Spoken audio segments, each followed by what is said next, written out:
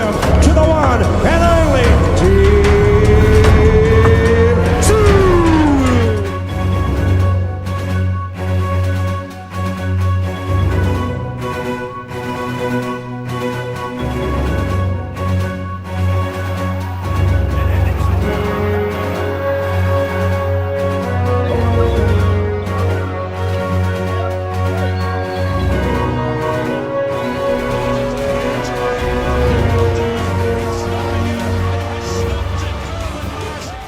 Hey guys, how are we doing? Welcome to Talking Boxing. It is Monday, September the 23rd, 2024. Almost said walking boxing now. I've said it that many times lately, but great to have you along. Great to be back, more importantly. Was it been about 3 weeks since we've done a show? A lot obviously happening. Oh, sorry, just had the feed on the other channel there. But yeah, look, really good to be back. It was a fantastic trip. I'm sure you've got a lot of questions about what I got up to for the 2 weeks I was away. Look, it was absolutely fantastic. It really was. And I'm really glad that I incorporated the non-boxing stuff into the boxing stuff or content that I was up to. And I hope you enjoyed it. I think I said in the videos a few times, I know it wasn't for everyone, a lot of the stuff like the Gettysburg and the 9/11 stuff. But yeah, it was a really great time. And even though I haven't really been a big, I suppose, or have a lot of interest in those things, it was great to actually just get there and see them, especially the Gettysburg one. The Gettysburg, I've never really known too much about it. I did a little bit of research going into, well, when I went over for the trip, but it was just great to, I mean, you talk about history hitting you in the face. It was just unbelievable. So we'll get into the show. I'm sure, as I said, you've got a lot of questions to ask, not just obviously about that, but there's so much going on. I think since I've been away, obviously we've had the AJ fight on the weekend. I really want to hear your opinions about that. We had the, was it Premier? No, it wasn't. It was Fox. No Limit on Fox last week with via Wildfighter. So let me hear your thoughts about that as well. And also anything else that you want to bring up. So we'll get into some of the comments for starters. Now I'm going to start as usual from my screen beside me. Actually, I might just bring it in here so I can see it, so I'm not just continually looking away, because I think I've said the first few comments that come up are always a bit juggled. So let me, where are they? Oh, now I've lost them. That'd be right, wouldn't it? Okay, no, I've lost them. All right, so that's okay. We will go, I don't know what's happened there. They all just vanished. All right, so we're going to start in no particular order. So apologies for those that have got in first. I can see in there where we've got Eminem, we've got old mate Big J, we've got Bill Hack, Damien Rochester, who are Canelo Highguard. I like that. We've got Tommy Dokes, Andy, Double G. Great to have you along, guys. So let's get into it. As I said, I'm not going to start with the any particular order here because they're all over the shop, and hopefully they'll work themselves out as we go on. So Eminem 88, g'day all. Love the US trip.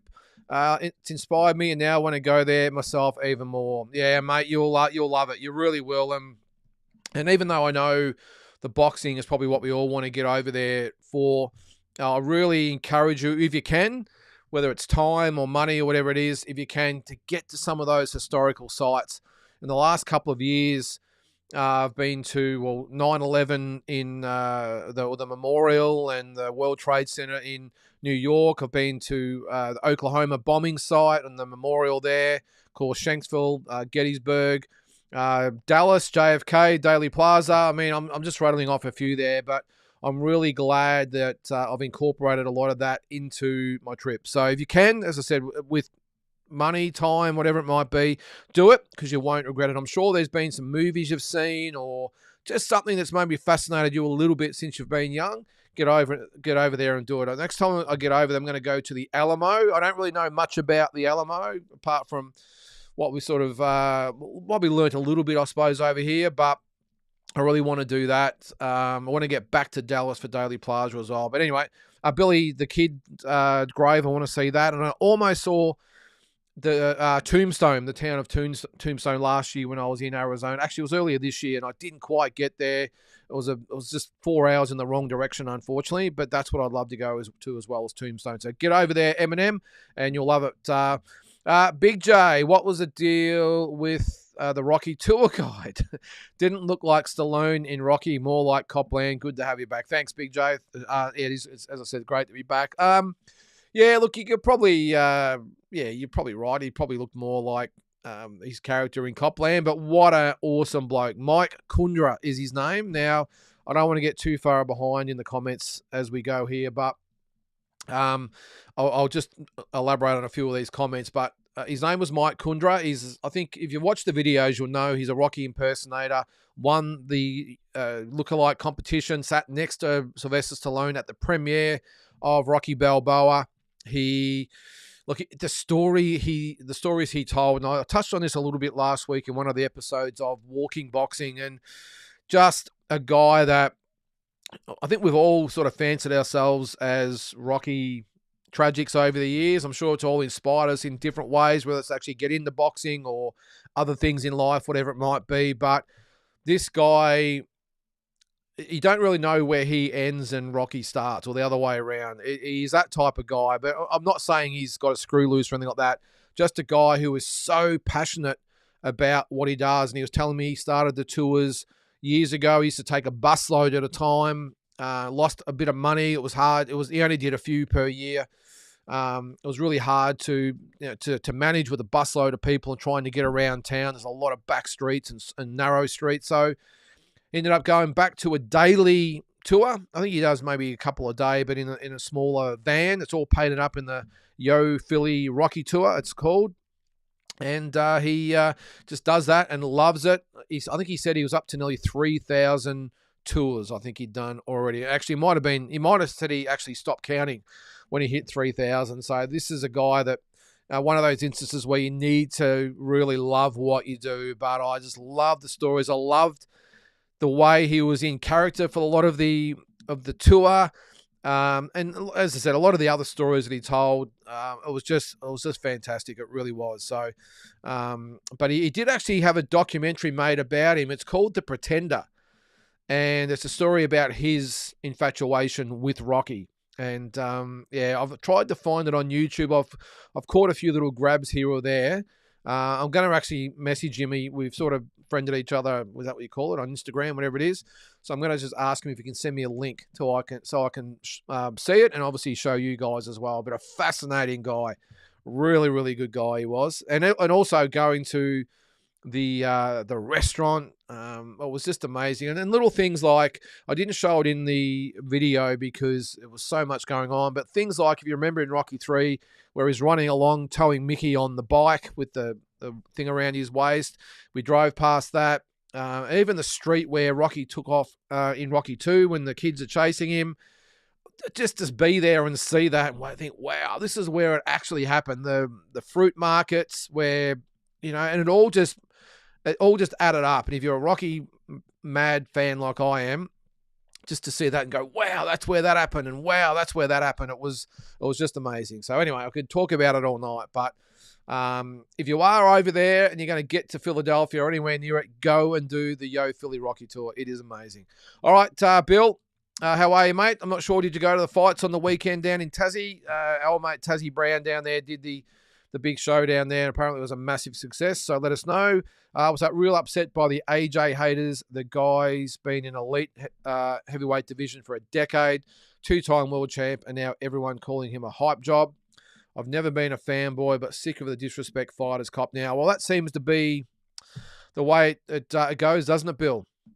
When you're winning, everyone's, they rant about you and rank you in the annals of history, I suppose. And when you lose, all of a sudden you're out with the other losers, I suppose, if that's what you want to call them. But I'm with you. I don't really subscribe to the haters. Look, it probably reminds me a little bit, Bill, of a little bit of the Mike Tyson situation. When he lost, he was a type of fighter that everyone loved to lay the boots in and say, see, I told you he was overrated. It's almost like Anthony Joshua is that guy of this generation. Now, I'm with you. You don't win the heavyweight championship twice if you can't fight. And I've been a fan. Look, the only thing I will say, Bill, is he as good as maybe we thought he was? Maybe not, but I'm certainly not going to say that, or be a hater and say that he's a hype job. Olympic gold medalist, there. Olympic gold medalist, as I said, 2-time heavyweight champion. Almost falls into the Deontay Wilder category, but I think he's a hell of a lot better fighter than what Deontay Wilder is. It's just one of those things. In the heavyweight division, so much can happen. And when you trade bombs like those guys were doing on the weekend, eventually one's going to land. And unfortunately, the tactics, I suppose, and the decisions made by AJ really didn't help him. I think if you watch the Walking Boxing episode that I did that had a little bit of a review about it, I did say that I was really surprised that at no stage did Ben Davison say, or Anthony Joshua even decide within himself to take a step back and reset. And instead he kept coming forward. He was getting nailed time after time after time. And that last shot, a right uppercut up the middle while the guy's straight in front of you and no angles at all, he was just asking for it. I was disappointed in the performance, Bill, and I don't really rate him as maybe as high as I once did, but I'm certainly not going to be a hater, mate, so I'm with you there. G'day, Damien. How you going, mate? Yes, I am back. Missed the shows. How was your trial trip? Oh, it was amazing, Damien. It really was. It was great.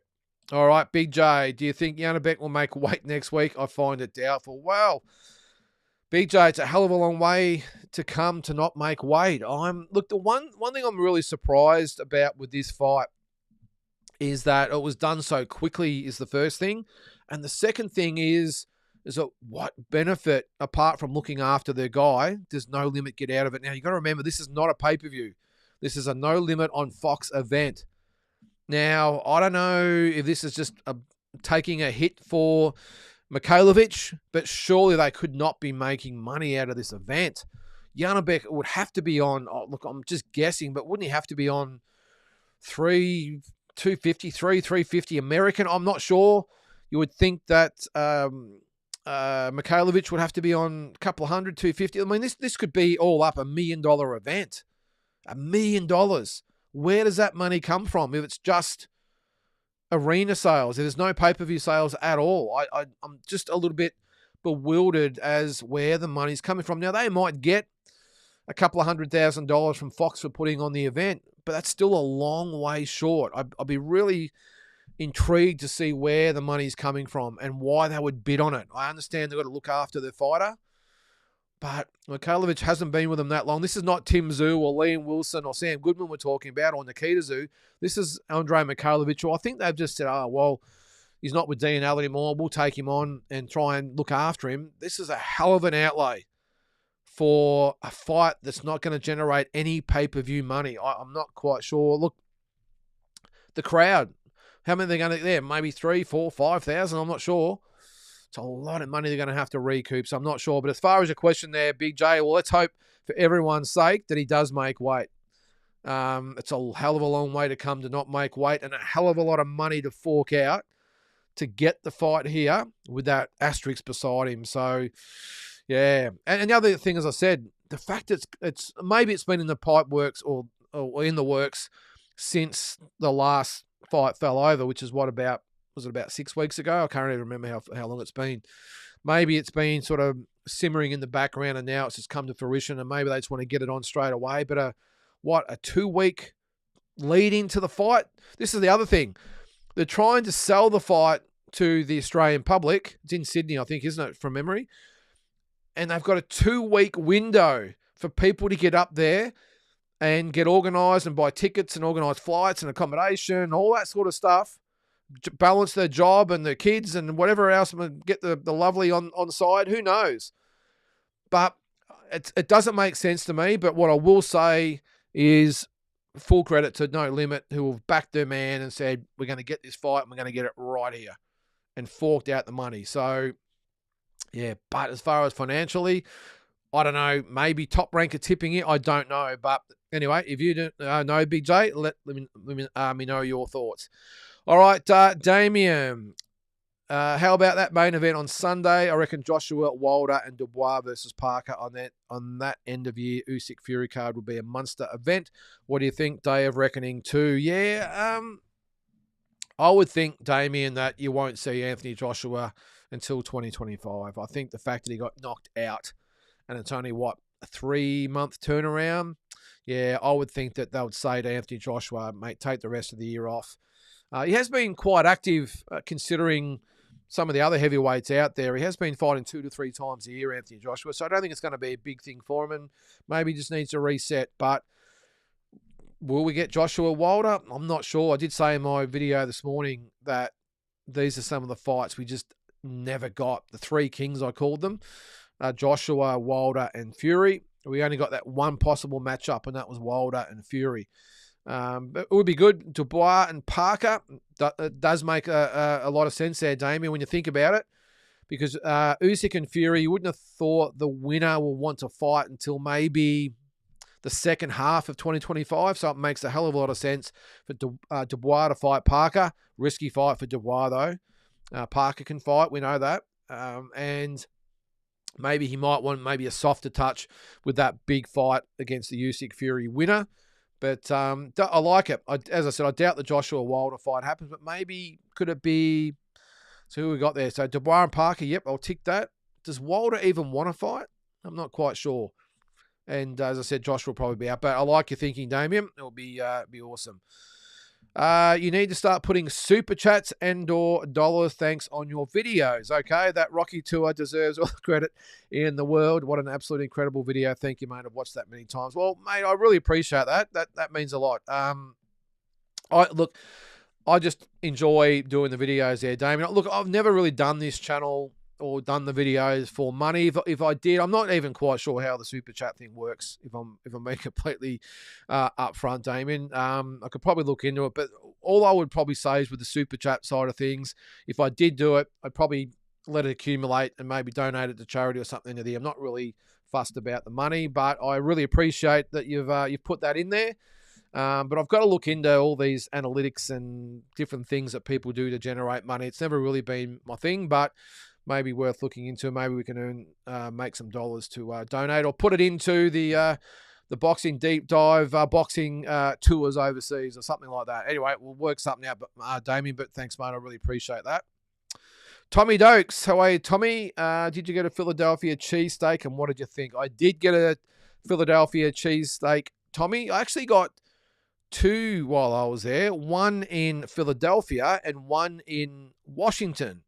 And I actually thought the one in Washington was a lot better than the one I got in Philadelphia. But look, I had to get the Philadelphia cheesesteak while I was there, didn't I? But it was, I love Philadelphia. I really did. Lots of areas that maybe you might want to stay out of. And again, if you saw my video, you would have seen that Mike said, look, we're not going to get out here. The one thing in that tour I was a little bit disappointed in is that I didn't get to get out at Rocky's apartment. Out of Rocky 1, it wasn't in 2, it was Rocky 1. Because I've seen it on some of his other videos, and he has let people out, but he said, look, last time I was here, lots of undesirable people around. It's just not worth the risk, he said. Pretty much by and large, they'll see my van driving around. They all know me. They know the van. But he said, last time I was here, there's a couple of just shady customers around. It's not quite as safe as it has been in the past. And he said, look, it's up to you whether you want to get out. But he said, I would strongly recommend it. And when you've got someone from Philadelphia saying, I would not recommend getting out of the car, I think you're going to listen to him. But you would have seen it on the video. We got it from the car, Rocky's little apartment there. We did see the apartment in Rocky 2 as well, which was great.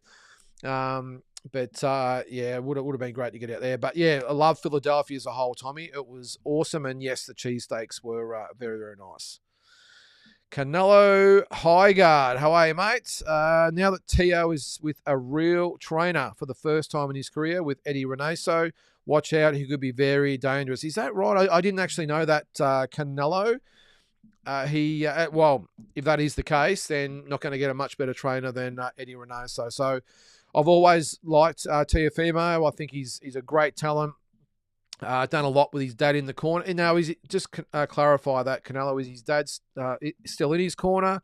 Has he got something to do with him? Has he stepped away? Let me know. But if that is the case, Eddie Renaso, he's done fantastic stuff with Canelo. And a little bit sort of more unheralded type of guy. So if that is the case, can't do much better than that, Canelo. Still with Canelo, what do we got? Janabek should be fighting Carlos Adames, but instead it's another soft touch coming up. Janabek is big on cancelling events, overweight, and fighting mediocre competition. Yeah, I could probably see how, from the outside looking in, from outside Australia, Canelo, that Mikhailovich would look like an easy touch.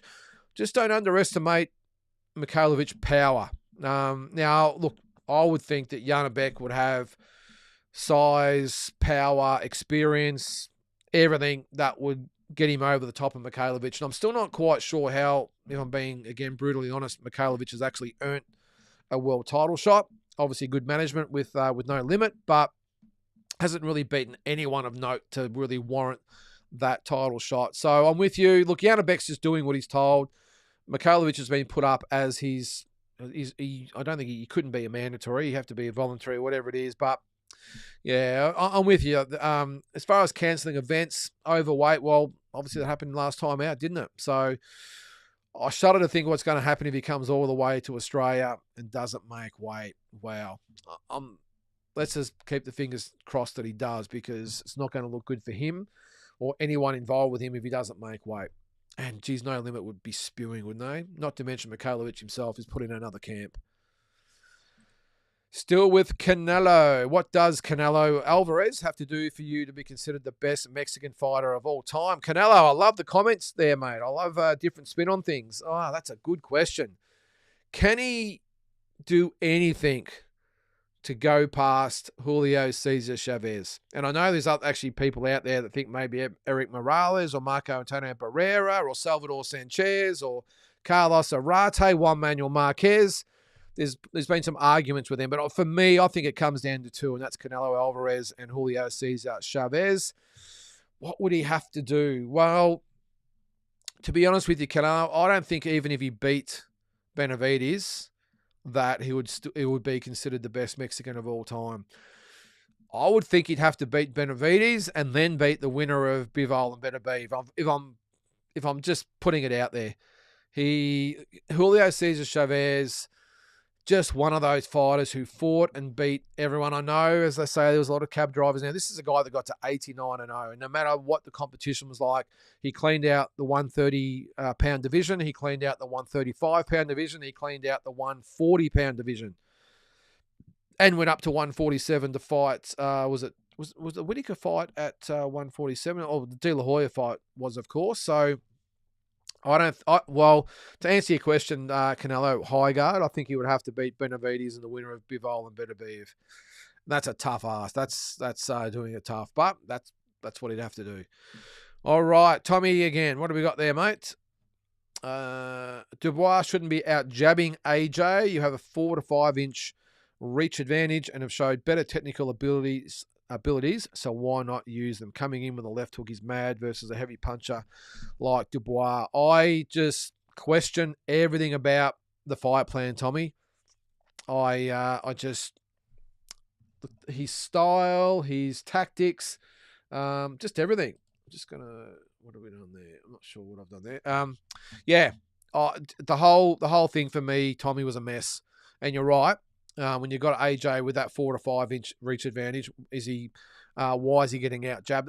Look, the other thing I'll say to that, you remember Mike Tyson, who used to probably have 6, 7, even 8 inches height disadvantage against some of his opponents, and he still out jabbed some of those guys. So timing can have something to do with it. This is a little bit different, though. I think it was purely this AJ who just, I know a lot of people try or tend to make excuses for AJ. I just think he was knocked out by the better fighter on the day, but I just don't think he did himself any favours, and he just didn't look himself going into the ring. And maybe this is the mental side of things coming in for Joshua. He just looked a little bit tentative when he got in the ring, a little bit unsettled, fought that way as well.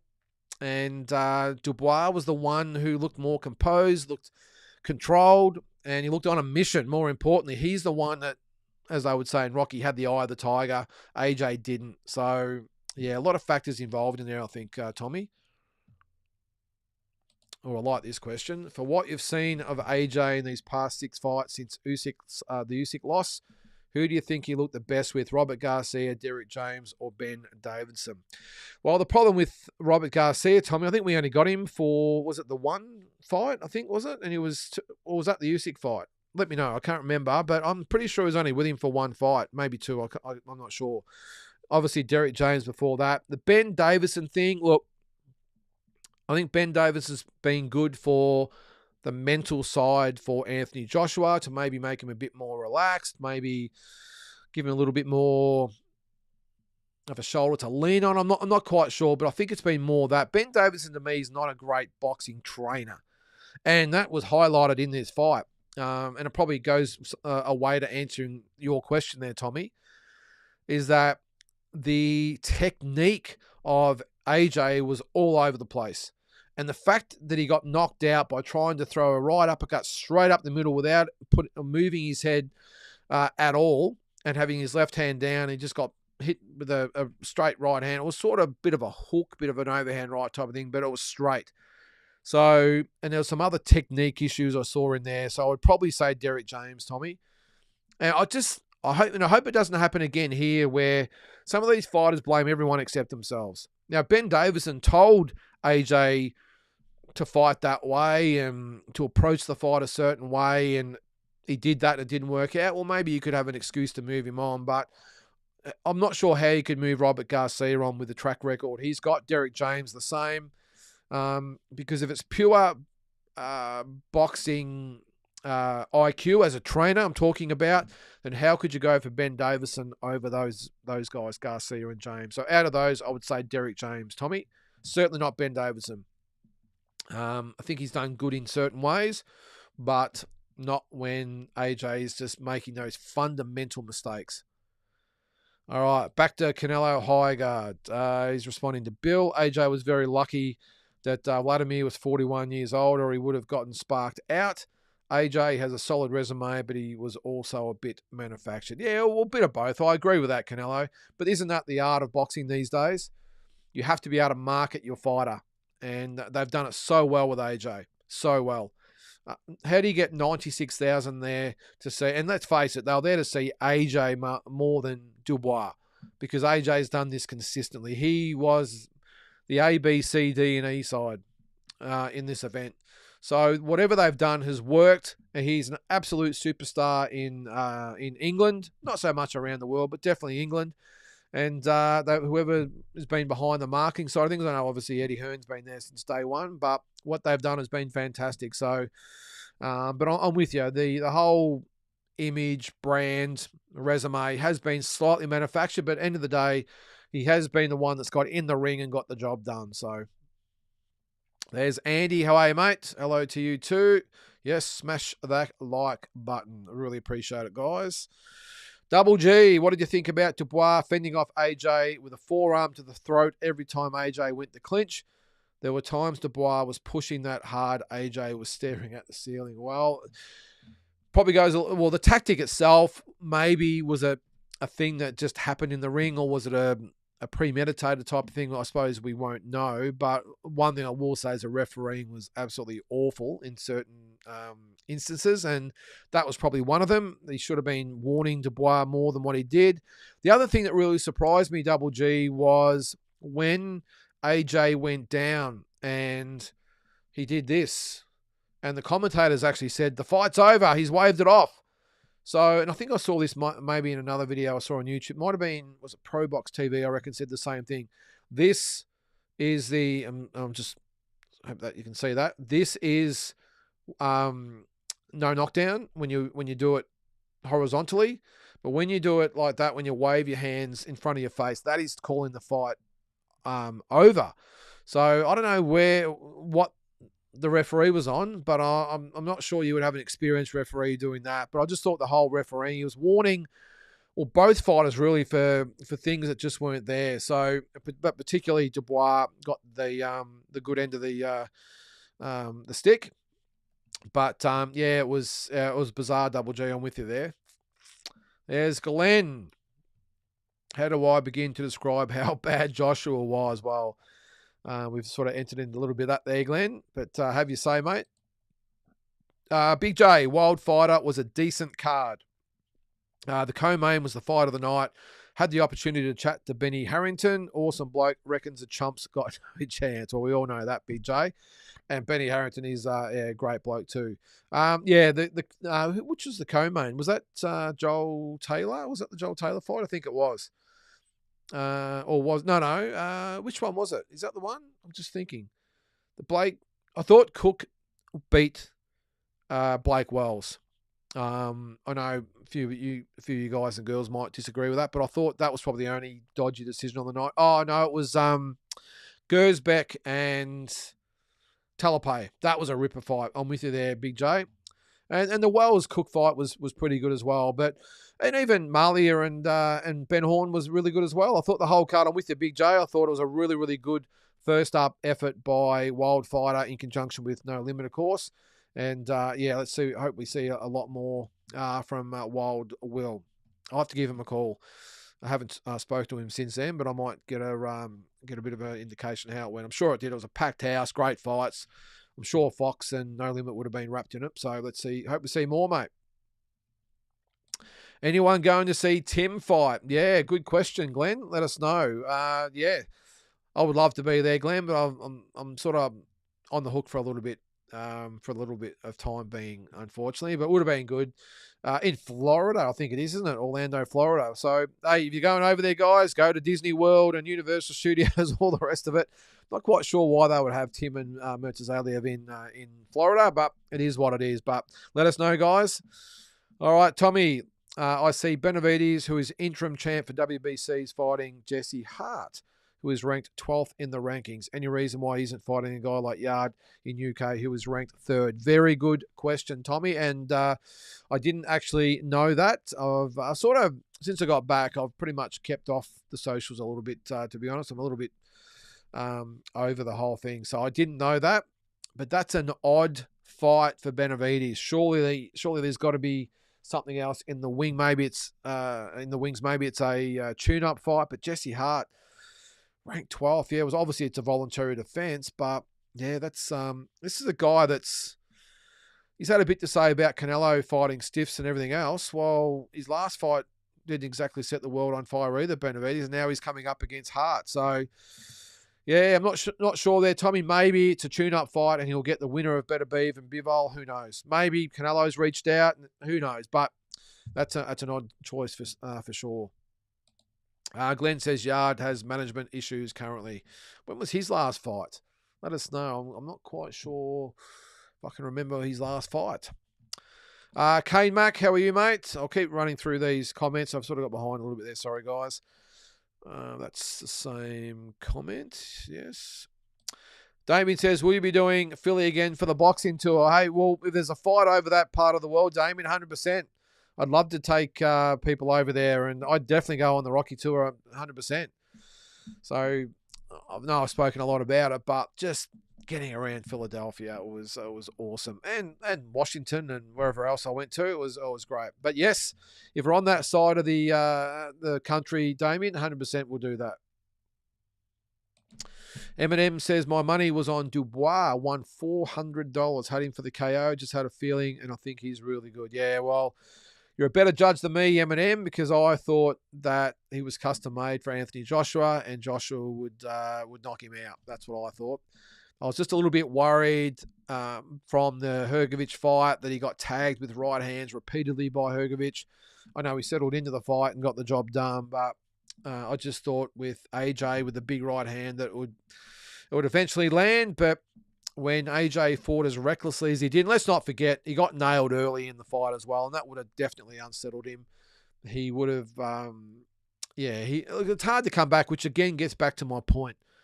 Take a round off, step back, take a breath, clinch, hold, move. I don't know why he got rolled up and he kept exchanging with Dubois and kept getting caught. So, especially in the 5th round, I'm not sure if you've seen the socials as well, where there's a clip of Joshua actually talking to someone in the crowd. I'm assuming was it Tyson Fury or Usyk. I'm not sure. He was talking to someone, and then about 10 seconds later, he gets ironed out. So was his mind on the job? Was he rattled? Who knows? But it was a bizarre performance from him. But congratulations there, mate. I'm glad you won your $400 as you're a better judge than me. All right, Tommy. Tank versus Roach, I see, is the fight. I know Shakur has hand injuries. Zepeda is fighting Farmer. And Loma isn't fighting until 2025. But 130, Roach is the best option. Why not unification with Baranchuk? Good question, Tommy. Tank and Roach, is that right? I didn't know that one. All right, so Shakur. I thought that Shakur was well, obviously he's in hospital at the moment, or he's probably out now. But so Zapata is fighting Farmer. Okay, all right. So a lot's been going on since I've been away. Yeah, good. Well, nothing's been mentioned about Boranchuk at all since he beat Navarrete, has there? So just yeah, I'm with you. It doesn't make sense, does it? You would think that Zapata would fight, well, not Zapata, maybe Tank would fight Berenchuk, or even Zapata would fight Berenchuk. Something. Yeah, it doesn't add up for me, Tommy, but I'm sure being the business that it is, I'm sure there's lots going on behind closed doors, and hopefully there's the end game at the end of it where they all sort of fight each other. Let's hope so. All right, Travis, how you going, mate? Is there any news on the undercard for the Sydney fight, Janabek fight, also Tim's fight? Have you heard anything? That is a very good question. There, I'm just going to let's have a look. I'll jump on now and have a look. So there's nothing. I did see. Was there a fight announced the other day for the Janabek card? I don't even remember who it was, to be honest. But I'm pretty sure. So obviously there's nothing on BoxRec, Travis. Let me just have a quick look. But I've heard nothing. And we're getting pretty close to it, aren't we? I'll put in Tim Zoo for starters. Let's have a look. So the events on BoxRec, but we have no undercard fights. Let's have a look at Mikhailovic. Jesus, could you get a couple of half decent names to spell? There it is, Mikhailovic, Andre. All right, so the events on BoxRec, but again, there's no undercard. And I'm sure you've already checked that, Travis, so apologies about that. No, I don't. There was a fight named the other day. Let me just check the No Limit page. I'm sure there was a fight that was announced the other day. But no one of note. And I would think they'll be going on the cheap for this one, Travis. I don't think there'll be much left in the budget. All right, so nothing yet. No, nothing. It's not really loading there either. Sorry, guys. Anyway, so yeah, there we go. So no, there's nothing. All right, sorry about that. That was a waste of about 2 minutes, but no, nothing there, Travis.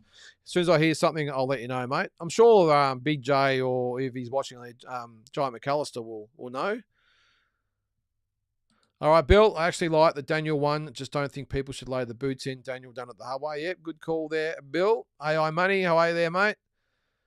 No Limit won the purse bid of exactly $351,000. So is that, okay, so the purse bid means that's what they share, but still, Big J, it's still, you've got to have an undercard and everything. That's still a $600,000 event.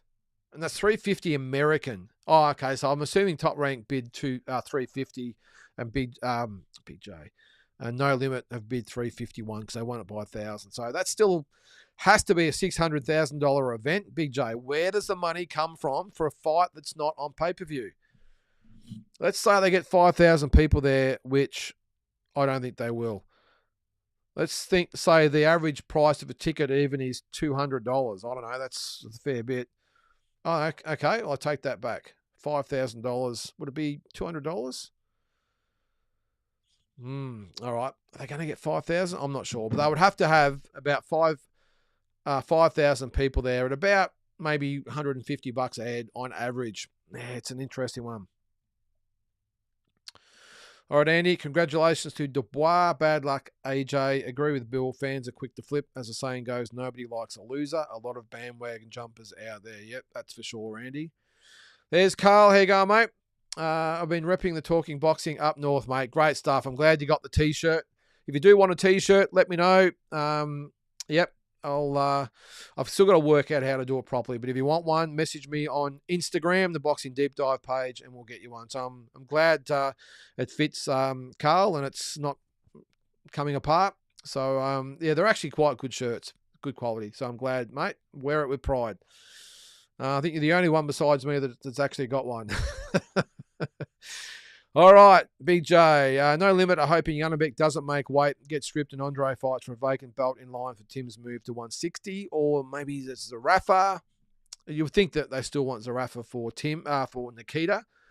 But yeah, it's not a bad call, Big J. Yeah, Andre wins the belt, and then Tim moves up to 160 after that. Good call, Big J. Tommy, what do you think about Dana White officially entering boxing now? And how successful do you think he'll be? I saw Teddy Atlas say Dana will be great for the sport. I don't share those sentiments, Tommy. Again, I did this in one of the Walking Boxing episodes this week.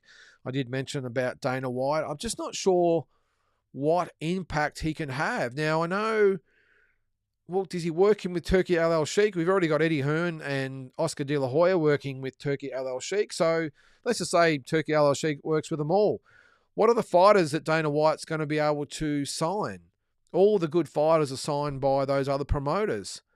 And even with his model, the UFC model, I'm assuming that's what he would try and bring to boxing. But does that work? I'm just not sure whether he has the ability to be relevant in the sport, Tommy, with guys like Oscar and Eddie and obviously Top Rank and PBC.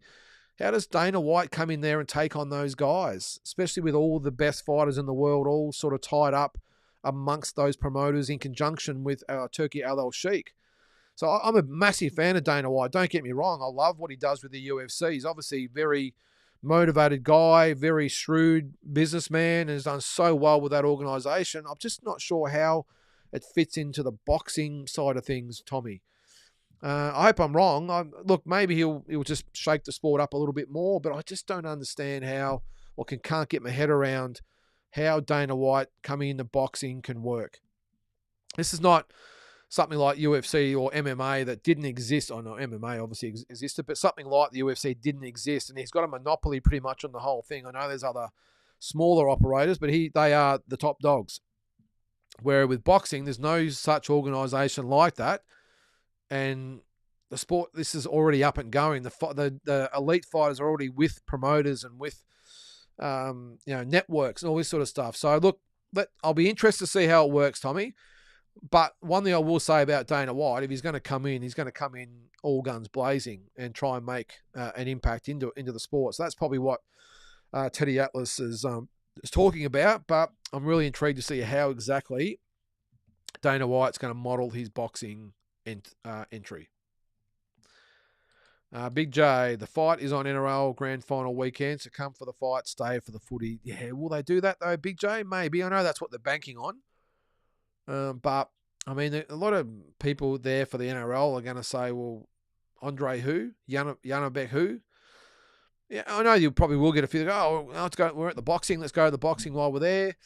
I don't know.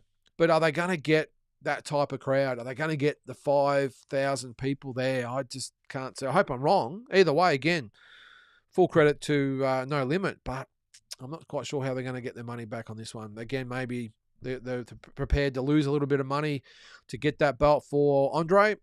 We'll find out. All right, Glenn. Daniel did well, but Joshua was awful. He seriously looked like a novice in particular in regards to defense. Hands down, no head movement, doesn't move his feet, chin up, and pull straight back. Well, that's what got him knocked down the first time, Glenn. He backed up, chin in the air, hands down, went back in a straight line, and Dubois just timed him and threw that big right hand. He just clipped him, but he got him right. So I'm with you. Technique-wise, he was shocking. He really was. And that's why I don't think Ben Davison might be the right fit. He definitely needs to look. He's got ability. Let's not not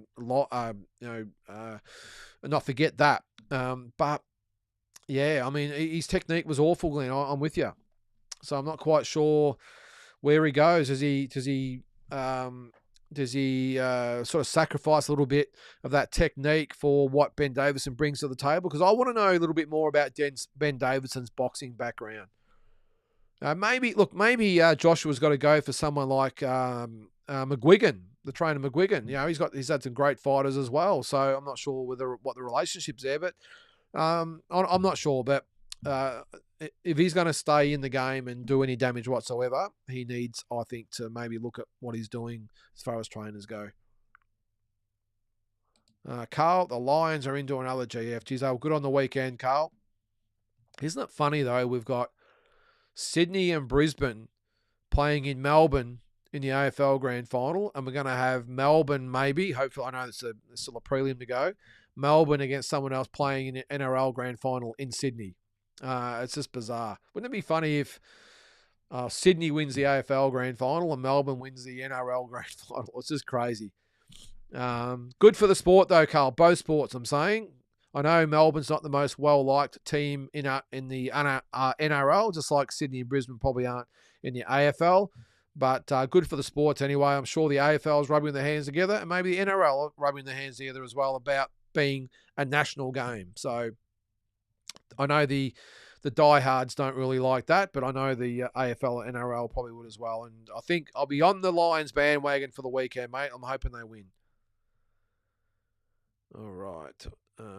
There's Paul Michael Craig. The purse bid for the Yannick fight was $351. Yep, 75% to Yannick. It's also it's a pay-per-view in New Zealand. Okay, well maybe they'll get their money back.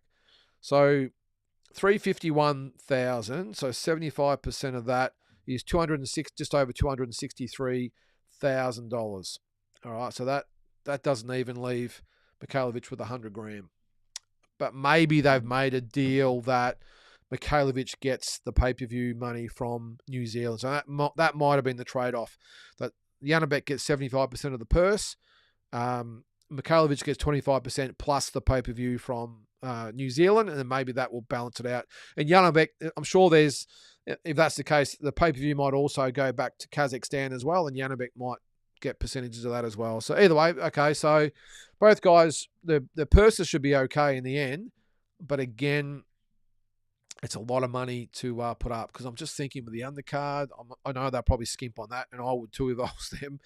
But airfares, sanctioning fees, accommodation, all that sort of stuff, officials, yeah, it's an expensive event. It really is. And that $350, looking at Australian dollars, $351,000 plus, that is about another $115,000 to $120,000 on top of that. So looking at about $475,000 for purses with the American dollar I'm talking about. So it's about $475 Australian.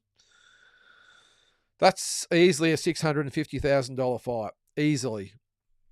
So I'm sure they've got the calculators out like I just did, in a more probably detailed way. But yeah, I'm hoping they make their money. I really do. Terrible Tim Witherspoon is a Philadelphia native, and I've seen him say today that he'd done the Rocky Run numerous times. Well, that was the thing, Carl. I think I said it again on my videos that I did. There's the Rocky Run, and there was banners all over the city about it, where every year, I think it's a charity fund run, and everyone dresses up in their favourite Rocky costumes, whether it be Apollo or Clubber or Hulk Hogan or whatever that might be, of course, Rocky. And they do this, is it a half marathon or something? I'm not quite sure, but they raise money for charity. So that would be awesome. And they finish on the Rocky Steps, which is awesome. So, and Terrible Tim Witherspoon, Carl, one of my all-time favourite fighters. Terrible Tim, I used to love watching him fight. There's Asbot. How are you, mate? Thought they moved AJ well after Usyk, but now that I look at it, maybe those opponents were too mid-level compared to Dubois, who was fighting Usyk, Hrgovic, and Miller. Yeah, you're probably right there, Tommy. Look, I think what they wanted to do initially for AJ was maybe just obviously to get his confidence back, get him a couple of good wins, to get him back amongst it. And then I think the Ngannou fight, I don't know, was obviously a good money fight for him. Turki Al-Sheikh probably maybe wanted that fight. Maybe they saw it as a way of getting one up on Tyson Fury. But I think what they were doing is maybe just waiting and biding their time for either Usyk or Fury for one of those fights. And I just think they were just taking fights that would keep him busy, keep him winning, but not really getting much out. And look, I suppose when you look at it, Tommy, we all know Josh was a good fighter. Maybe they did as well. Maybe they thought, well, we don't really need to develop him. We just need to get his confidence up and keep him active. Whereas Dubois, in with those guys, Usyk, Hrgovic, and Miller, lots of learning curves in those fights. So maybe that was the case with his preparation. But everything's great in hindsight, Tommy. But you're right. Maybe a half decent opposition for AJ would have held him in a little bit better stead. All right, Damien. Canelo could 100% become the greatest Mexican of all time. Take on the winner of Beterbiev and Bivol. He wins that, then he's the best, hands down. There would be no argument. Yep, I agree, Damien. What's that? Did you go business class, Sam? It looked amazing. Well, I did actually go business, Damien. I got a very, very good deal. A lot of frequent flyer points used there as well. And, yeah, it makes life a lot easier, let me say, Damien. It really does.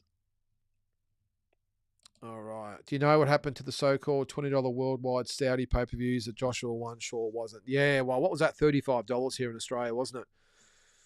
And I only watched the main event. I didn't even watch the undercard, if I'm being honest. The little bit of the last fight. I mean, I was a bit sort of done after the trip getting home. Because that's the other thing. I was actually going to do the Wildfighter card last Thursday and then the AJ fight yesterday morning, but I was like, yeah, no, I just wasn't feeling it.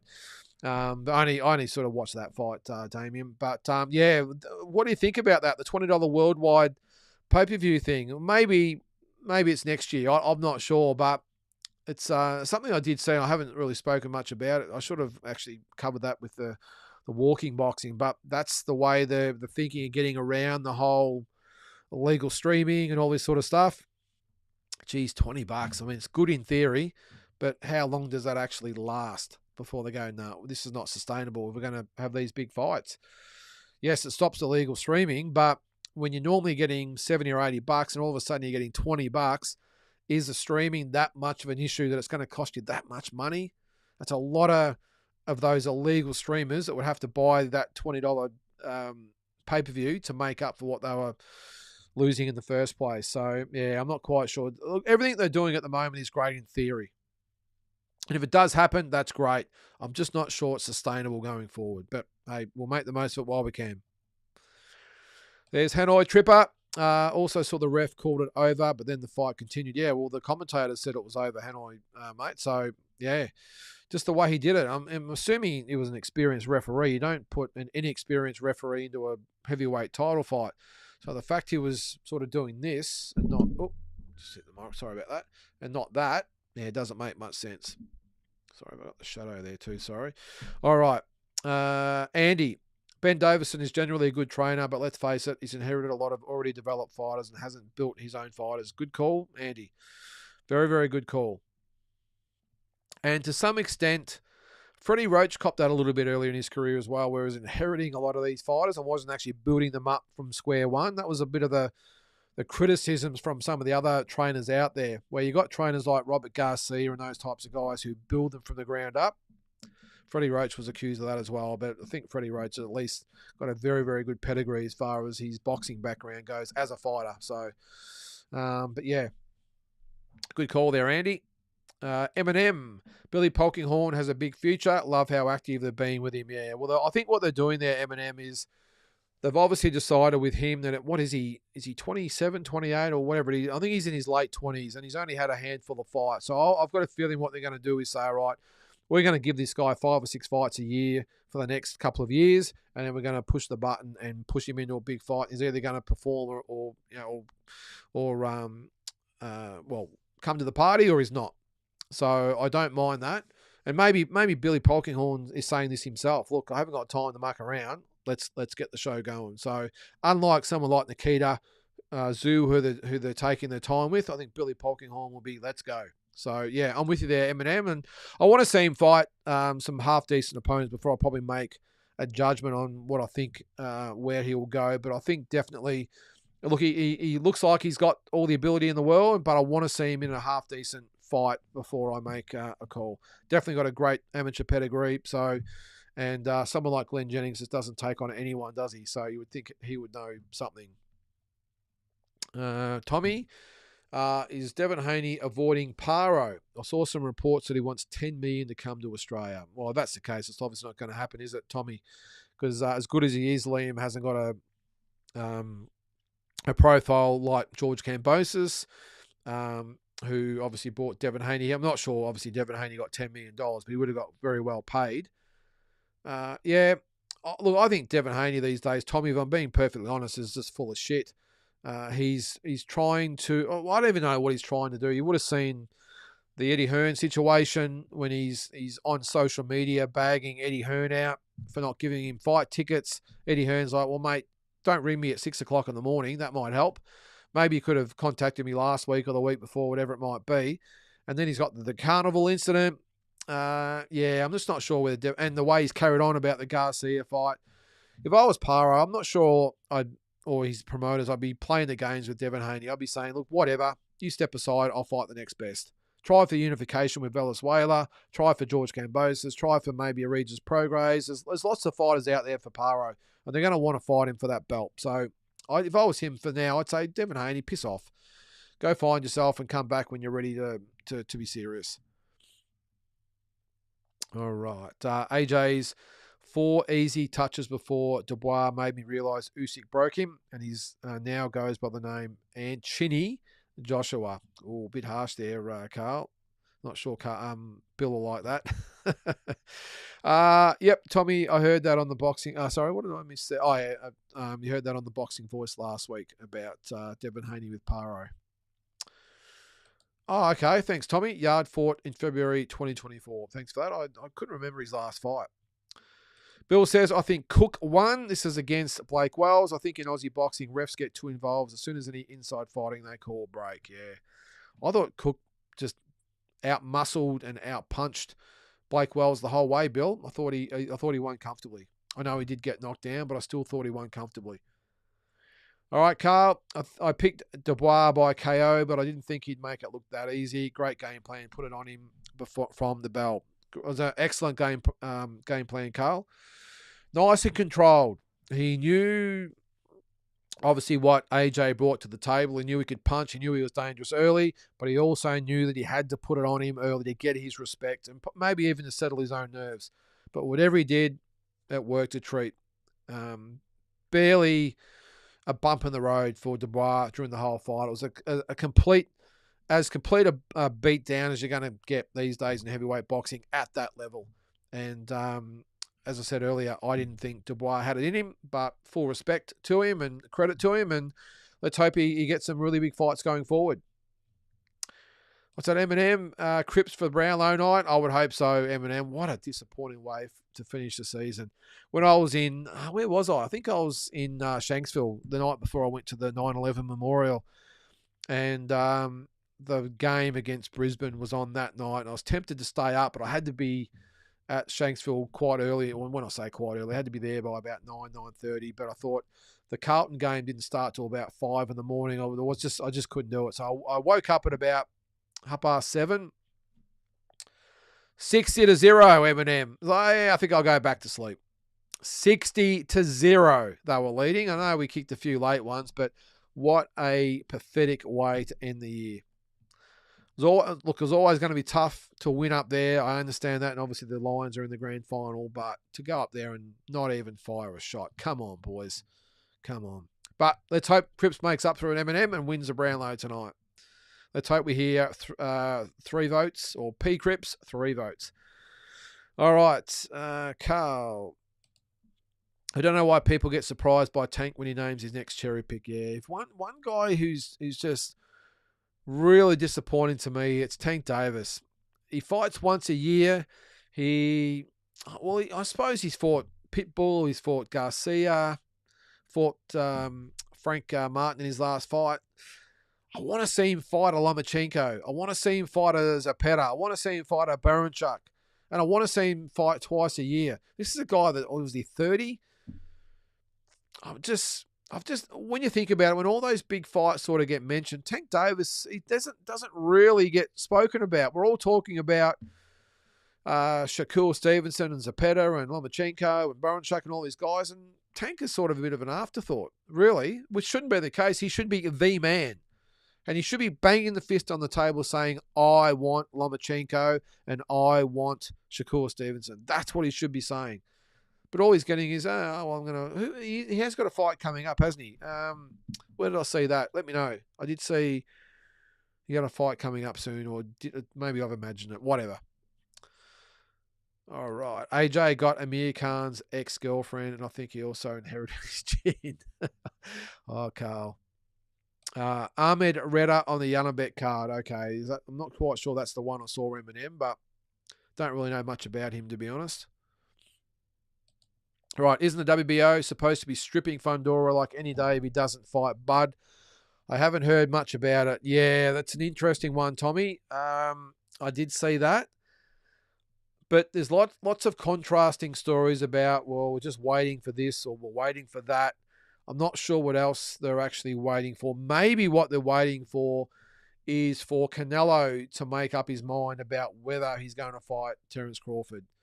I think I said a month or two ago that they might wait until the Canelo fight's over, and then they would say, well, Canelo, what are you looking to do next? And if he says, yeah, okay, I'm open to fighting Crawford in May, then maybe it just sets the dominoes in action, and all of a sudden Fundora or Crawford's giving up the WBO. Hang on, no, Fundora's got the WBO belt. What's Crawford got? The WBA belt. So maybe, look, I don't know, Tommy. There's all, look, but where there's smoke, there's fire. But sometimes when there's silence, it's a good thing to mean. Oh, it's that microphone tonight. I'm a little bit rusty. Apologies. So I keep hitting it. So maybe where there's silence, that's actually a good thing. And maybe there's things going on behind the scenes. But I think once Canelo makes up his mind about which way he's going to go in May, and even though it's, 8 months away, I still would think that Canelo would already have an idea of who he wants to fight. Maybe they're giving a bit of time, and then, as I said, we might see the dominoes fall after that. And we might get a better idea of who's fighting who. Batman. I was at Wembley. Atmosphere was crazy. Wow, how cool is that, Batman? 96,000 people.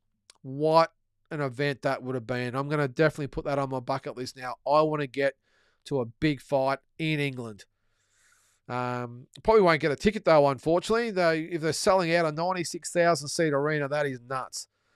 Maybe it could be Joshua and Dubois rematch. That'd be pretty cool to get to. But I'm glad you got there, Batman. I know you haven't had much luck getting to a Tim Tszyu fight, so I'm glad you got to a Joshua fight at Wembley Stadium. That would be awesome. All right, Carl.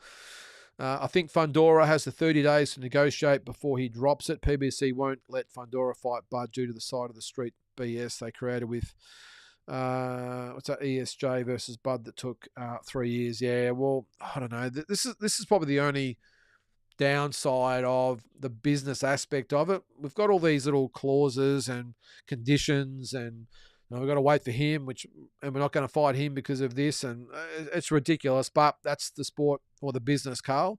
So he's got, what are you saying there? He's got 30 days to negotiate. Okay. Well, what's going on with Fundora anyway? Has he got a fight lined up? Is Spence happening? Is he going to fight before the end of the year? There's nothing happening. So I would be surprised. Wasn't it supposed to happen with Spence in November or something? Let us know. I'm not sure what's going on there. But you would think that Fundora is going to want to fight before the end of the year. Good call there, Canelo. Munguia put on a great performance, and Billy or Belunga should fight him next. Yeah, we forgot about that one. It was a really good performance, Canelo. So he's put himself back into the mix. I don't think it's a Canelo mix, but you've got Munguia, you've got Belunga, you've got Caleb Plant, and Billy you would probably think would have to be around the mark as far as Canelo goes to consider. But is he a big enough name? Because Belunga had the Puerto Rican fan base, allegedly. And Munguia had the Mexican side of things, the Mexican fan base with the whole Canelo versus Munguia. I think Plant was very well known, had a good support base here. And Billy hasn't really got that. So I'm not quite sure whether Canelo is going to want to fight him. But I think when it comes to Munguia, Belunga, and Plant, those three could have a nice little round-robin tournament. And the winner maybe gets Canelo. Who knows? But, he's running out of people to fight Canelo, isn't he? So maybe it could be M. Billy. Who knows? But some big decisions to be made for Canelo. But it was a good performance, Canelo. I liked it. Good stuff, Carl. All right. Dana trying to bring down fighters' fees so he can justify paying his own athletes terrible. Well, that's the other thing, Batman. Dana White has been notorious for, I won't say underpaying his fighters. That's a bold, statement or an accusation, whatever it might be. He just hasn't paid them as much as his boxing counterpart. So how does he, with his model, want to get in? And this is the other thing with Dana. I don't even know why he would want to get into boxing. He's got the monopoly of what's going on in the MMA world with the UFC, making massive amounts of money. Why would he want to get into the boxing side of things that's so populated with other promoters and bogged down in political bullshit? Why would he want to do it? And especially, like you say there, with the fighters' fees. Why would he want to come into boxing when he's probably going to make less money out of those events than what he does with the UFC events? I don't know, but I'm with you there, mate. It doesn't make much sense when he's been known for not paying his fighters as well as the boxers, how he's going to come and expect elite fighters to sign with him. We'll see. Andy, I don't like the focus on fighters' pay usually, but Devin Haney is not worth $10 million. Yep, in my opinion, especially after getting beat up by Ryan, regardless of the positive test and missing weight. Yeah, I mean, you got to take all that aside. It doesn't really come into it anyway, and it comes down to the appeal of the fighter and what he can generate. And Devin Haney doesn't sell. So I would think if he came to Australia, I mean, he might have his hand out for 3 or 4 million, maybe. And even that's probably stretching it a little bit.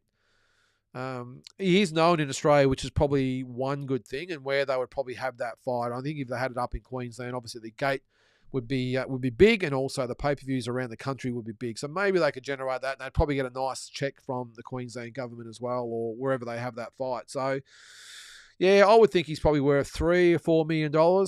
That's probably about it. You'd think that Paro would get $2 or $3 million. I know, being the champion, you should get more, but you've got to pay sometimes the name in Devin Haney to get him here. So with the undercard and production and stadiums and all that sort of stuff, I mean, you could be looking at a $7 or $8 million event. It's a lot of money you have to raise. So anyway, I'm talking lots of figures tonight, and I probably don't know the whole background of what they're doing, but yeah, he's definitely not worth $10 million, Andy. Here's one we forgot about. I'm actually big on Diego Pacheco, says Glenn. He's the future at 168. Yeah, well, I forgot about him. Wasn't there talk that maybe they might be trying to get Pacheco and Plant together, or maybe it was Pacheco and Belunga. I can't remember, but it was Pacheco against one of those guys, which would make sense. So maybe, look, Canelo's probably got everything held up at the moment, but if you think about it, if you put Canelo to the side for a little bit, and I'm sure he's only got a year or two to go in his career anyway, or who knows, could be more, who knows. But you've got Plant, Belunga, Munguia, Pacheco, and Billy. These types of guys coming through. Maybe Janabek moves up as well. So maybe it's not all lost on the 168-pound division. With Canelo out of the way, there could be some really good matchups there. And Pacheco would be top of the list there. Glenn, I'm with you. He's a very, very good fighter. Beterbiev, after he demolishes Bivol, is coming for the Australian Opetaya.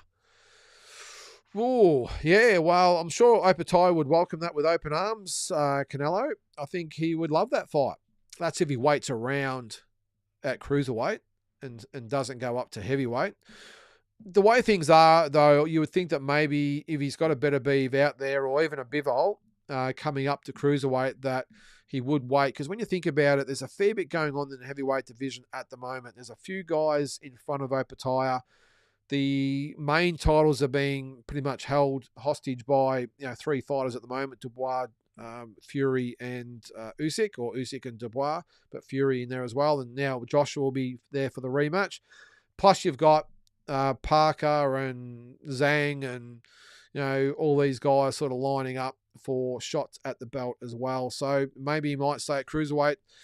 I think he'd be too big for both of those guys, Canelo. I know you're obviously probably a Beterbiev fan, but Opetaya is a big, big guy with elite skills. So I know Beterbiev is a great fighter, but I would back our man Opetaya in that fight, mate. So I'm sure you got a retort for that. I'd love to see Dubois versus Joseph Parker, both in really great form. Yeah. Well, Carl, who knows? Look, the only way I'll see that fight happening is that, let's say that Usyk beats Fury, and Usyk's like, well, I think I'm just going to retire. I've beaten Fury twice. I've beaten Joshua twice. I've already beaten Dubois twice. Maybe he could go for Dubois a second time as well. Who knows? But if he beats Fury and Joshua twice, he might say, you know what? I've had enough. I'm out. in that instance, Fury might then, and Joshua might say, okay, well, why not get it on now? So that would then open the doors to maybe a Dubois-Parker fight, because that's the only way that Dubois bypasses. Well, I suppose he doesn't want to bypass, but the Dubois and Joshua fight doesn't happen, as if Joshua then fought Fury. So, but I like the fight. I think it's probably the third best fight probably to be made in the division, behind obviously Usyk, Fury, and probably Dubois and Joshua. But yeah, I like it. Both in good form for sure. Maybe fighters should have standby guys in case someone blows weight or tests positive thoughts. Yeah, well, they do that sometimes, Andy. And maybe they might do that this time. What they sometimes do on these big cards is they'll have a fighter that's ranked in the top sort of 15 to 20 or whatever it might be to fight on the undercard. And if what happened in the Janabek-Mikhailovic situation where it's called off, they elevate, the support fight up and they get the shot. So maybe we haven't seen the undercard, so maybe that's what they might do. They might have someone on the undercard that meets the criteria for a shot at the 160-pound belt. It might be the 15th ranked guy, but at least he qualifies. They put him on the undercard, and if Janabek doesn't make weight, well, he gets elevated and fights Mikhailovic for the belt the following night. You would think that could be the case, Andy, because when you think about it, it's a long way to bring Janabek out, officials, all the airfares, all the expenses involved, everyone with the, as far as the credibility goes as well. If a lot of people drop everything and fly up there for the event, not going to be happy if Janabek doesn't make weight and the fight is off.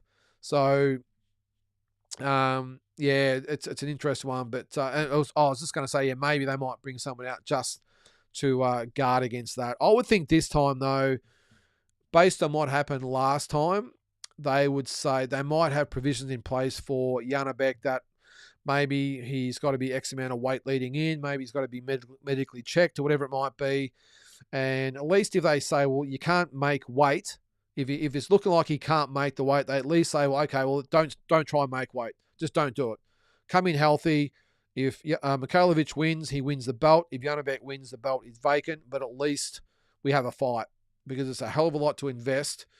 This is not Las Vegas where what happened, it's like, oh, it didn't happen. Let's just, we'll just, wipe our hands of it and move on. There's another event in 2 weeks' time, whatever it might be. This is a big event for boxing down under, so I'm not quite sure they're going to want to just wipe the hands of it. So there might be a few safety nets involved there, Andy. We'll see. Batman, I was one of the 7% who had Dubois by KO on your poll. There you go. 7. You say you had Dubois by KO, yeah. Well, a lot better judges out there than me, I can say that. Bivol beats Arturo. Yeah, hang on. Who are you talking about there, Glenn? Arturo, fill me in. I'm missing that. It's gone straight over my head. Sorry about that. Must have been a blast to beat AJ or Dubois. Batman says, Andy, I would love to have been there. Arturo Gatti, Mickey Ward, 2 round 9 is possibly the best round of boxing I've watched. Lots of different rounds in there, Carl, wasn't there, in those 2 fights? It's probably undoubtedly the best trilogy we've ever seen. And fights in that trilogy could possibly be the best fights ever as well. But I think whenever anyone talks great fights, great rounds, great rivalries, they always bring up Gatti Ward first, don't they? Crazy.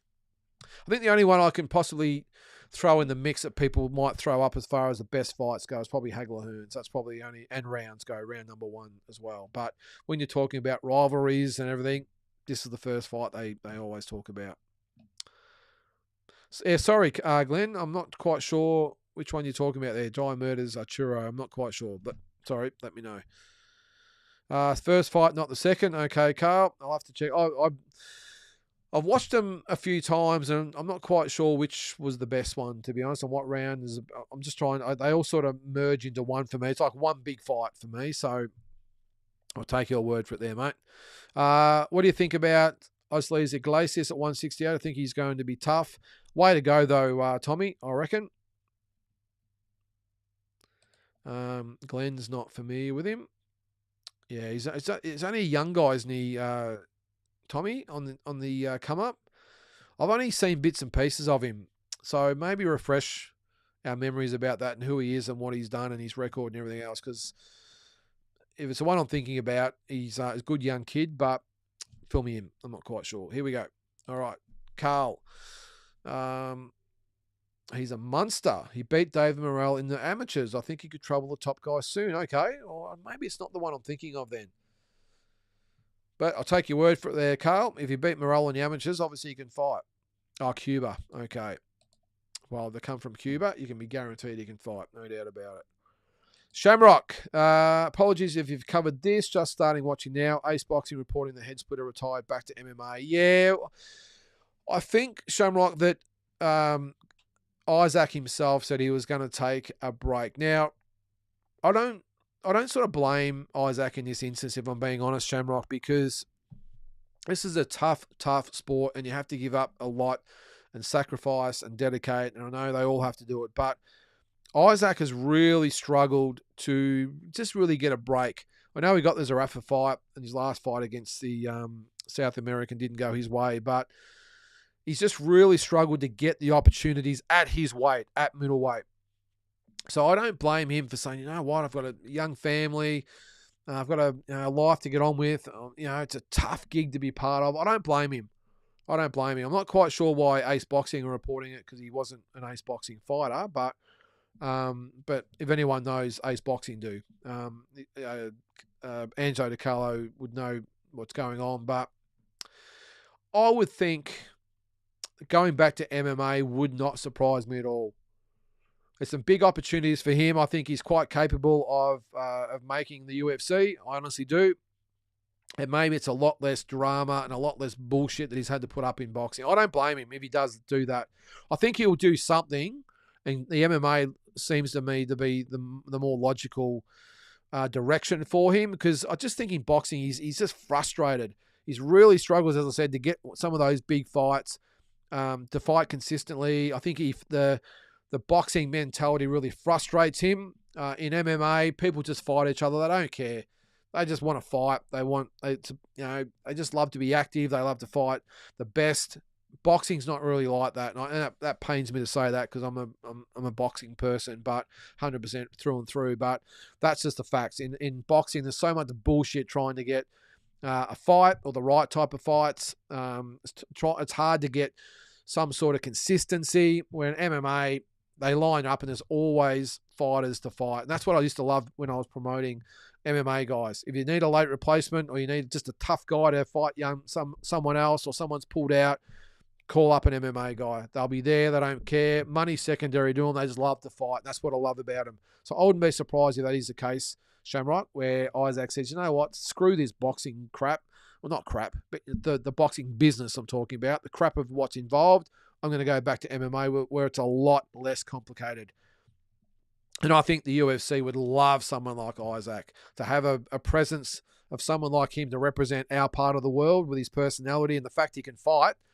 I think he'd be great. So if he said to me, Lynden, what's your advice? I'd say get out of boxing and go to UFC, mate. That's what I would say. And that's saying something, considering I'm just, as I said, I'm boxing through and through. So, all right, Andy. Sorry, guys, if I'm behind in the comments there. I'll do my best to catch up.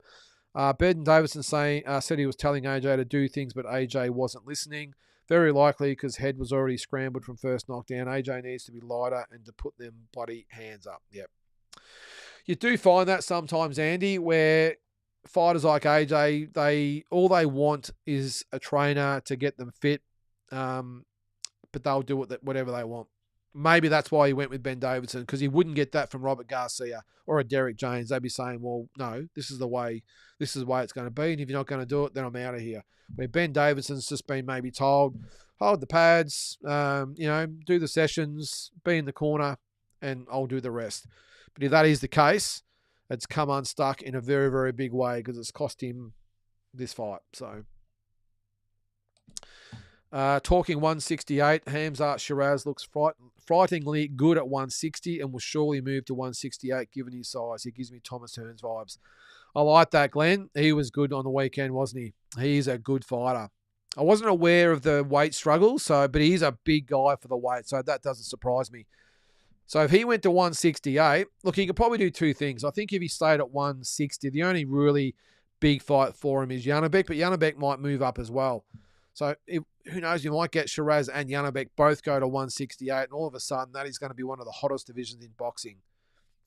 And that's saying something now that Benavides and Morale have moved up, and Canelo's not really interested in fighting anyone of that note, of that caliber.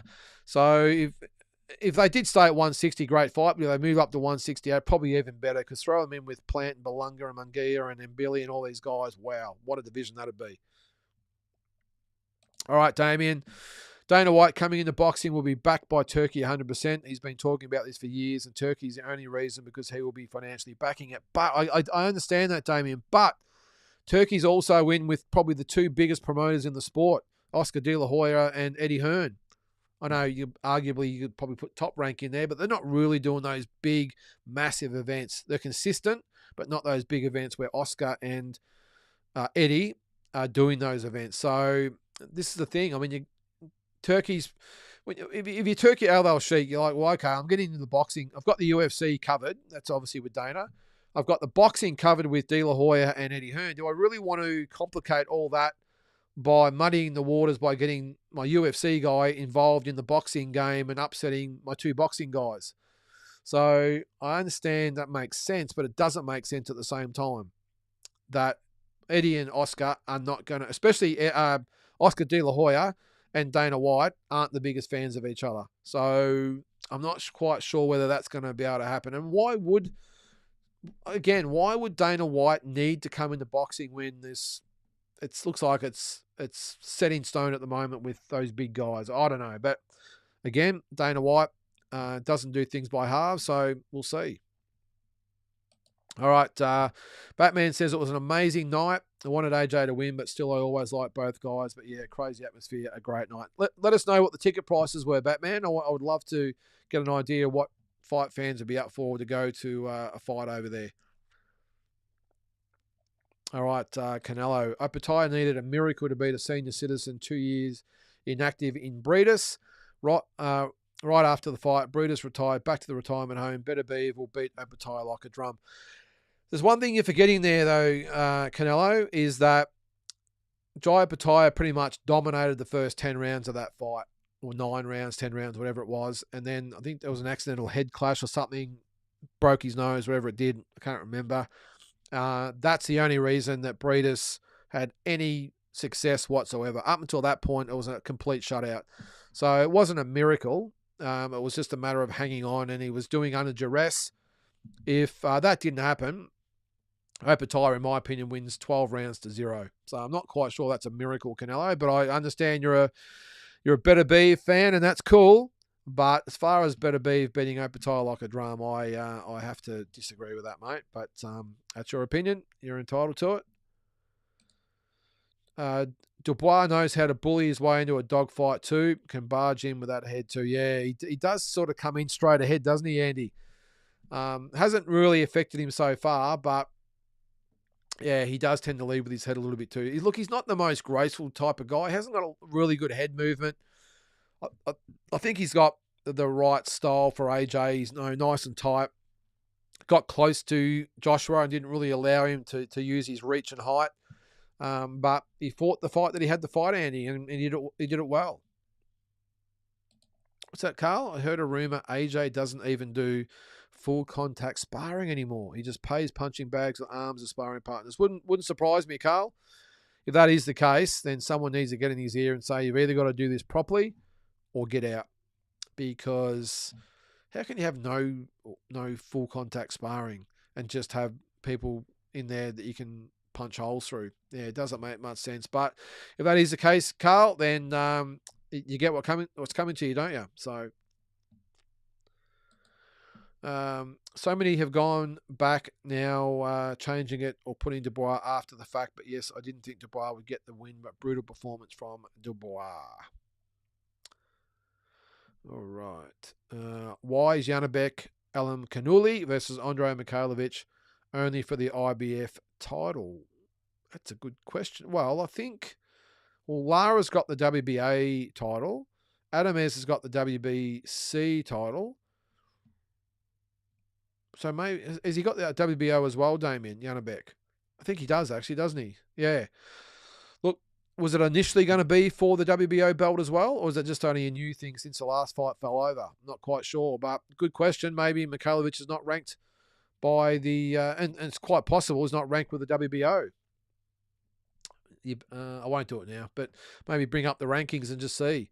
Because, as you see, sometimes you've got someone that's ranked number 1 by one organisation is not in the top 15 of another one. It doesn't make sense. So maybe that is the case. Maybe Mikhailovich is ranked high in the IBF and not ranked at all by the WBO. So the WBO probably said, all right, well, we're not going to sanction the fight. They might strip him. Who knows? But I want to see those rankings. I might do that later. Or if you're out there now, jump on and let me know. Opatai will probably run up to heavyweight before Beterbiev can get to him. I think you better be more concerned about your man with Bivol first, Canelo. He's got his hands full with Bivol. I think Bivol wins that fight. I know you'll disagree. You're obviously a Beterbiev man, and that's fine.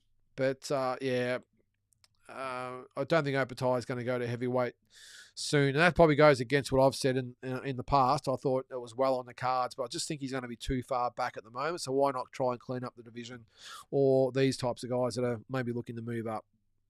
Great fight. If it's Bivol and Beterbiev, the winner of that moves up to cruiserweight. It's a great fight. And I think Beterbiev could probably carry the weight okay. I mean, what are they fighting at 175? Cruiserweight's 190, so it's about 7 kilos, 15 pounds. It's a fair bit of weight, especially if Opatai is coming down from probably a fair bit as well.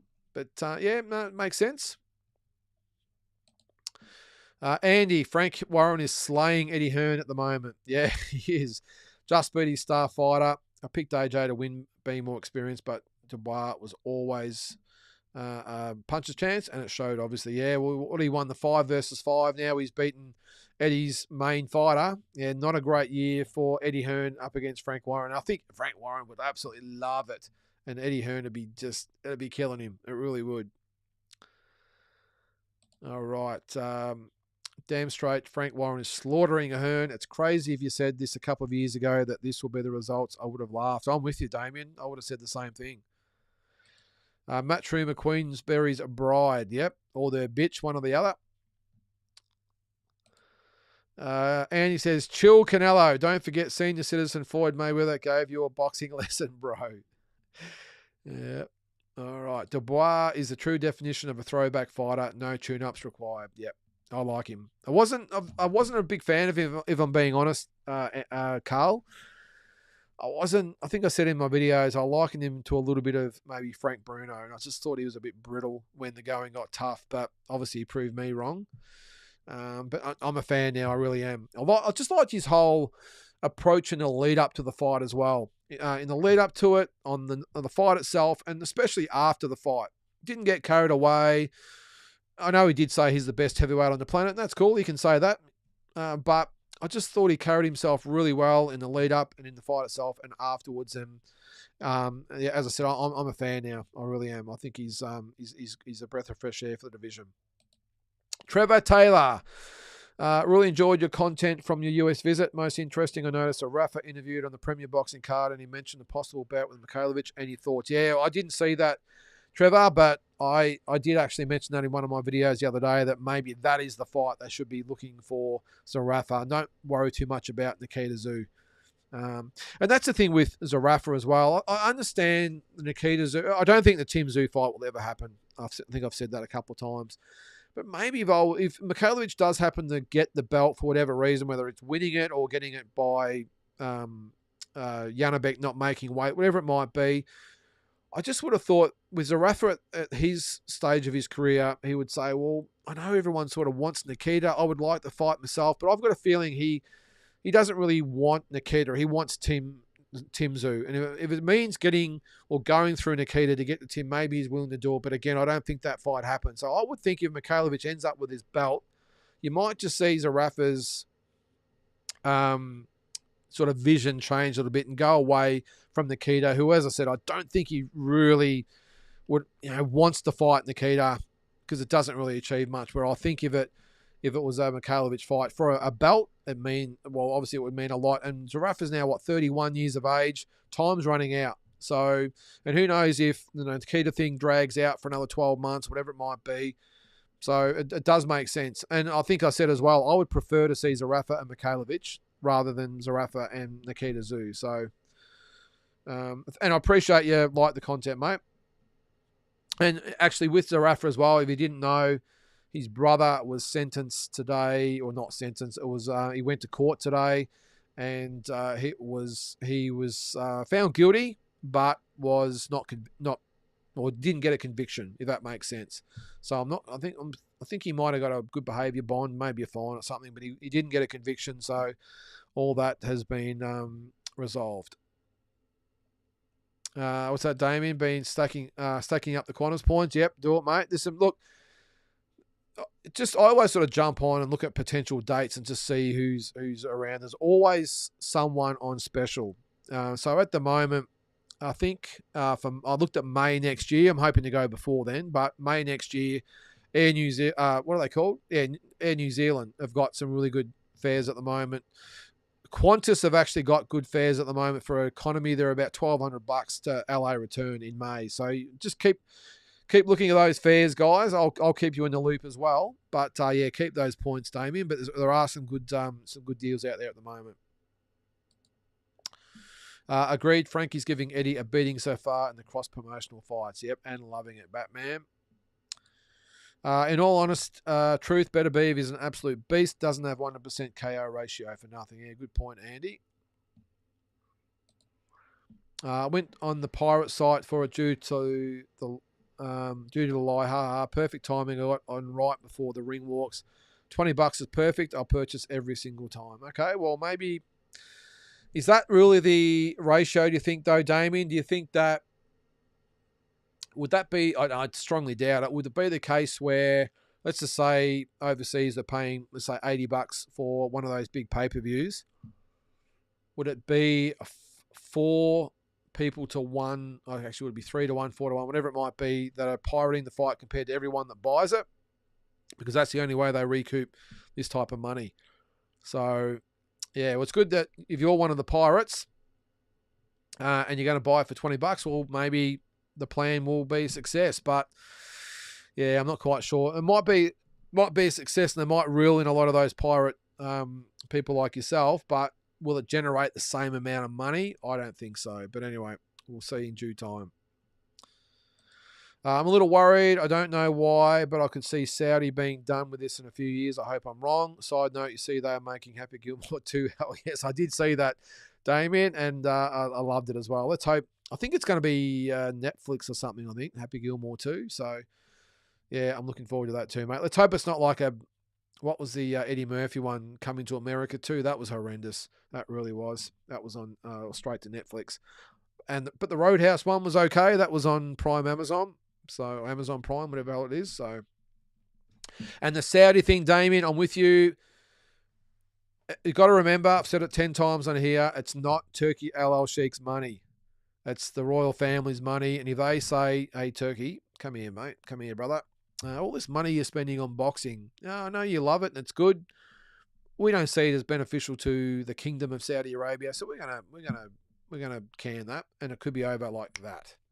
So, and I always struggle too, Damien, with the whole Saudi Arabia thing. I realize, without getting political about the whole thing, they've done some horrific things, and the way they treat people, their own people, and obviously other people around the world that don't share beliefs and that sort of stuff. Yeah, I understand it's great for our sport, but I still struggle to get my head around the whole Saudi Arabia thing in general. But anyway, that's obviously a different conversation.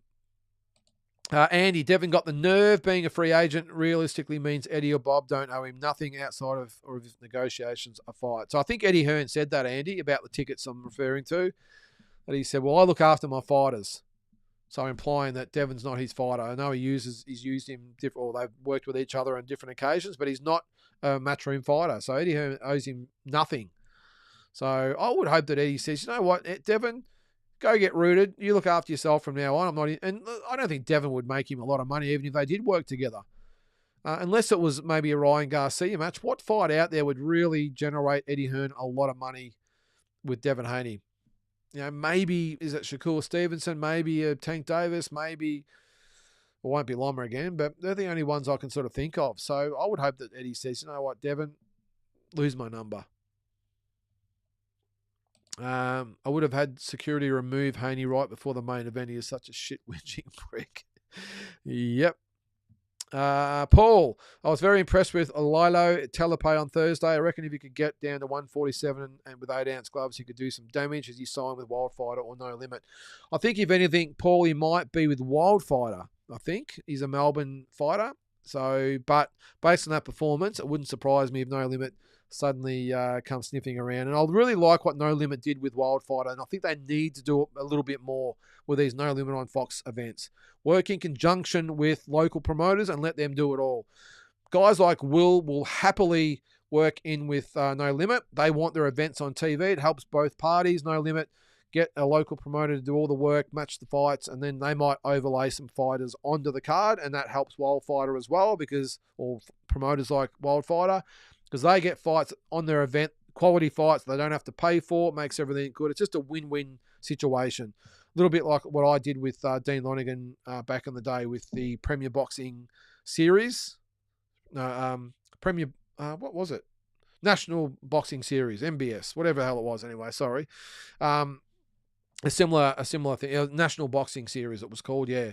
So helped Dean because he was putting the Liam Wilsons and Isaac Harbins on the card. I didn't have to pay for the fights, but I got great fights. My events were on TV, and that's what Wildfighter is doing. So, and No Limit are like, well, yeah, well, okay, well, we pay for our opponents, we put them on, we don't have to worry about the event itself, and they can continue to roll them out. So whether they work with guys could be Dragonfire in Perth, it could be someone else in New South Wales, it could be someone wherever. So I think and someone in Queensland, I think it's a great move by all parties. But for as far as Lilo Telepay goes, Paul, yeah, I think at 147 he could do some real damage. So, all right, Damien, I looked up the Inouye fight tickets, and apparently you have to go into a lottery for them. Do you know anything about that? I did hear that, Damien. Yeah, you got to go into a lottery to get tickets to an Inouye fight. That is crazy, isn't it? Wouldn't it be such a great problem to have? And I'm sure Eddie Hearn has the same issue with Anthony Joshua. You know that the show is going to be a sellout. No matter who's on the undercard, you know with the main event, it's going to be a sellout. And your job's pretty much half done, isn't it? So, but I did hear that in a way. Yeah, that's the state of boxing. And again, why if you nail it in a way, why are you stepping away from Japan to fight anywhere else? So, all right, here we go. Carlton nearly breaking the record for not scoring in the first half. It would have been insane. Yeah, well, thankfully it didn't come to that, Damien. I remember back in 1991, we hadn't kicked a goal in a game until the last 30 seconds of the game. Now, it was a wet, windy, wild day at the Western Oval in Footscray. We hadn't kicked a goal for nearly 4 quarters. We kicked one with 30 seconds to go and saved the embarrassment. It'd probably been the only team of the century that hadn't kicked a goal for the game. All right, Piccoli's 31, prime and ready to go. He's the most dangerous heavyweight right now. Yeah, I haven't really sort of spoken much about Piccoli, but I'm with you there, mate. But he needs to push the button now. He needs a big fight against one of those guys. And at 31, he's got to do it now. I know heavyweights mature a little bit later, but 31, I think, well, geez, Larry Holm had probably had 10 total defences by the time he was 31, so... Where's Hass Hamden? Says Eminem. He apparently has been barred for 3 years for throwing a water bottle at an official at an amateur event, Eminem. Bit rough, if you ask me. Batman, do you think the AJ Fury fight still happens? I have a feeling that it still does, Carl, at some stage. Not sure what Batman thinks. Tank might think he's off the hook, blaming Loma. That fight is off because he wanted... but fans outside his fanboy still left unimpressed. In saying that, BoxRec algorithms has him number 2 pound for pound. Don't take any notice of those BoxRec algorithms, Andy. They are a load of shit. Yeah, Tim is keeping the lights on at PBC. Wasn't a bad event the other week though. I thought the Tim event earlier in the year was fantastic as well. So no, I think he probably will be the headline fighter, though, won't he, Carl, Tim? But, yeah, no, I think they're hanging in there at the moment anyway, PBC. All right, Bill. Was it Usyk that broke AJ or Ruiz? I mean, Ruiz still went the distance after cake eating, barbecue, piss drinking, training camp. Was it Usyk that broke AJ or Ruiz? I've got a feeling Ruiz. They probably both played a part, Bill, but Ruiz definitely, I think, shattered the aura of AJ, and I just don't think he's probably had the same self-belief since the Ruiz fight. I know he won the rematch, but let's face it, Ruiz didn't even turn up, as you sort of mentioned there. I think Usyk, on the other hand, probably reinforced that doubt. I think the first fight, maybe Joshua thought, oh, well, it was just a one-off, and I think the way he behaved after that second fight really showed that it got to him mentally. He was a broken guy, and I think even though he's had a couple of confidence builders since then, and this is a guy I've got no doubt it's an upstairs battle with him. We all know physically he's got the tools, but mentally he might be a bit fragile. So I think Ruiz might have started it, Bill, but I suppose, yeah, maybe I'll change that. Maybe Usyk is the one in the second fight that really showed, or maybe put it in AJ's head that, shit, maybe I'm not as good as I thought I was, and how am I going to handle that? And he's just struggled to deal with that since then. I thought he handled himself really well after the weekend's fight, though, Bill. I thought it was fantastic. Quite rightly, he bit his lip in the ring, but I thought when he spoke outside the ring, I thought he was quite good. What's that, Double G? The Rocky Tour reminded me of how back in the day there were 2 posters on every Italian kid's bedroom wall, Saturday Night Fever and Rocky Balboa. Yeah, it was like that, Double G. And what got me too was that being where Mickey's gym is, or even though there were some windows replaced and they'd taken down where the poster was on the side of the building, that whole area, like it was still in the 70s. It literally looked like it did when Rocky was walking up the sidewalk to go into the gym, and when Tommy Morrison or Tommy Gunn was outside the gym. It literally looked exactly like it, with the overhead railway line going past it, and the food markets. The steps don't look any different at all. Although there was talk about 10 years ago, Mike was telling me that they were going to actually cut into the steps and put something else in there, and he actually led a petition to stop it. And obviously, he succeeded. So that's an interesting one for you. But yeah, it literally hasn't changed, Double G, and that's what was so good about it. To go there and think, wow, this is still the same as it was 40-something years ago. Just crazy. But I didn't have the Saturday Night Fever poster, Double G, but I certainly had a few Rocky posters up. All right, Andy. I was impressed with Munguia in Devchenko and Ryder fights. Had Munguia over Belunga before Canelo, but Belunga impressed me versus Canelo despite only winning 3 rounds max. Munguia would be lit. Yeah, that's the fight I would like, Andy. I know you could probably throw Caleb Plant in there, but I'm still not sold on Caleb Plant, his whole attitude. I think his fight with McCumbee was very lackluster. I know he got him out of there, but for me, it just didn't really impress me that much. But Belunga, Munguia, that would be, I think that is the next fight that doesn't involve Canelo in that division.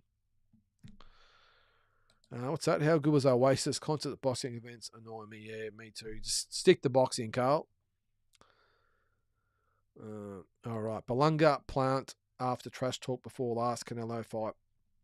Yeah, that wouldn't be too bad. But I think as far as a quality of fight, Belunga, Munguia for me, Andy. But as far as the lead up to the fight, as far as the trash talk and everything else, well, Belunga and Plant would probably be the fight. But as far as the fight itself, for me, Munguia, Belunga would be the best one.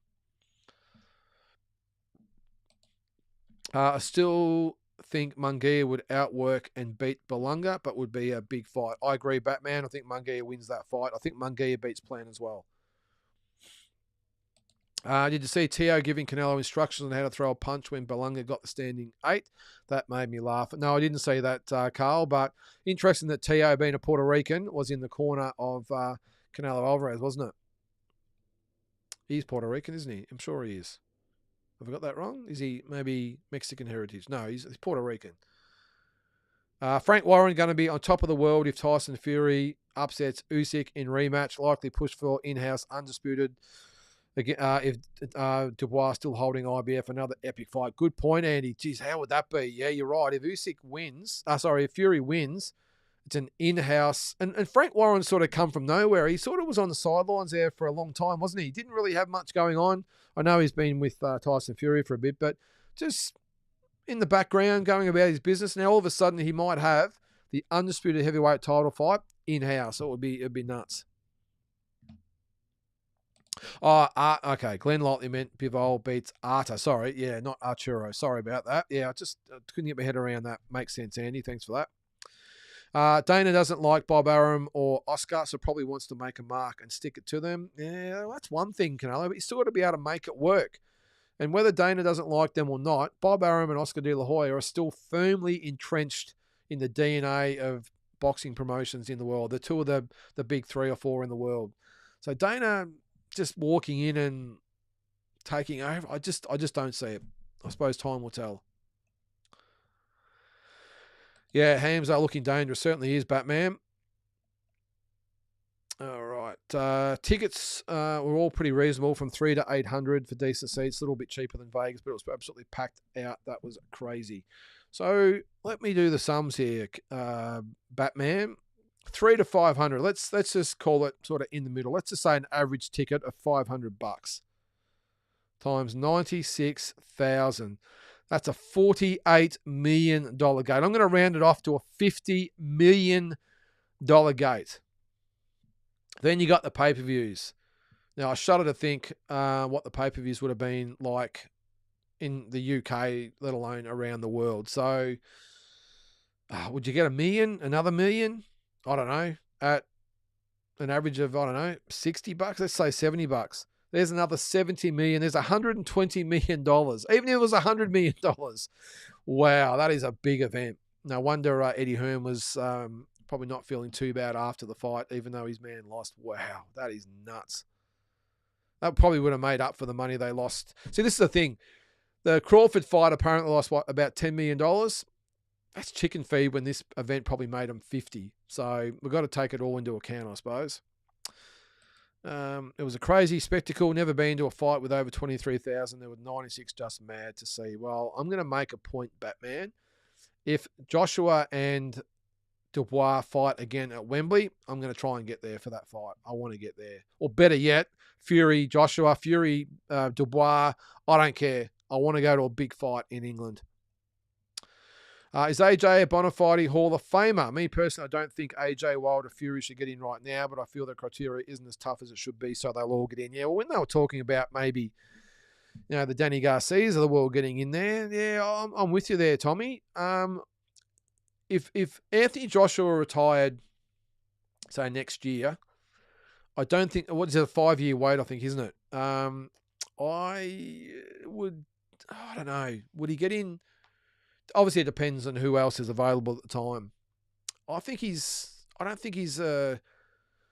he'll get in, but it might not be for a bit, or it might just be maybe a lean. I don't know. I think he'll get in there.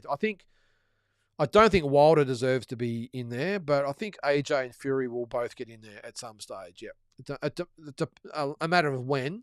But I would not have Deontay Wilder in the Hall of Fame or anywhere near it, if it's my opinion. But AJ and Fury, yes, I would.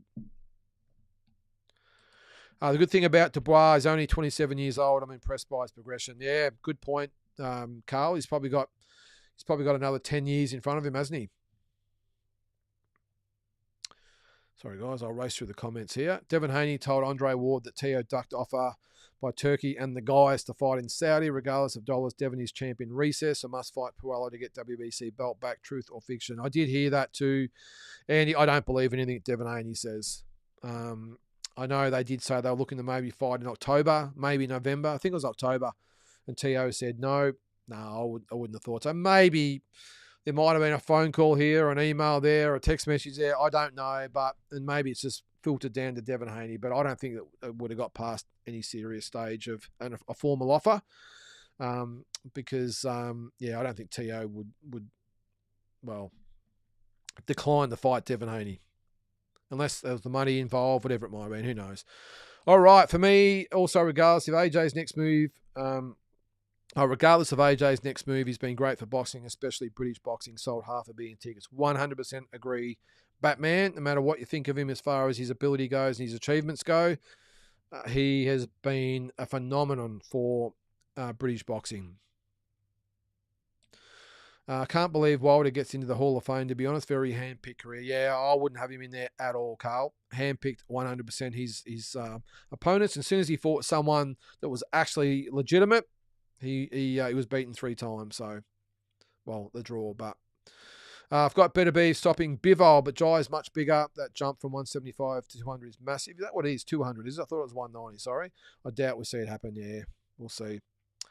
It's been great for boxing, has AJ, but I think he's finished at the top level. Yeah, you think that, Carl, but he's going to get the Dubois rematch, so that's at the top level, isn't it? So he's not finished. Maybe he's at the top level of winning those type of fights at the level, maybe, but he's not finished as far as those fights goes because he's got Dubois next if he wants it, and the only way that fight doesn't happen is if he fights either Usyk or Fury. Sorry, so yeah, I don't think he can win many more big fights at the level, Carl. That's one thing I'll agree upon. All right, I'll let you guys talk there.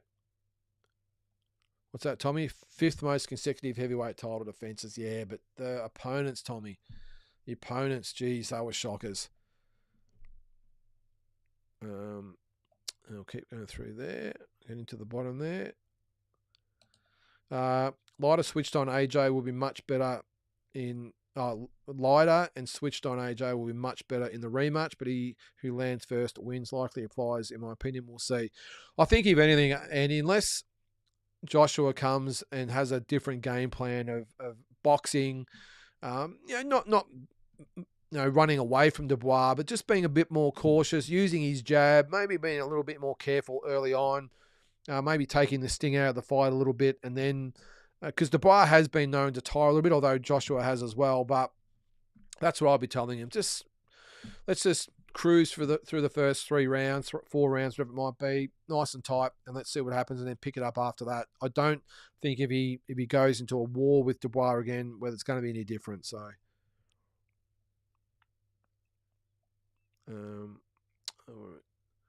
someone tell me why the Saudi national anthem was played in Wembley? I'd love to hear that too, Carl. Yep. Just because the promoters are from Saudi Arabia.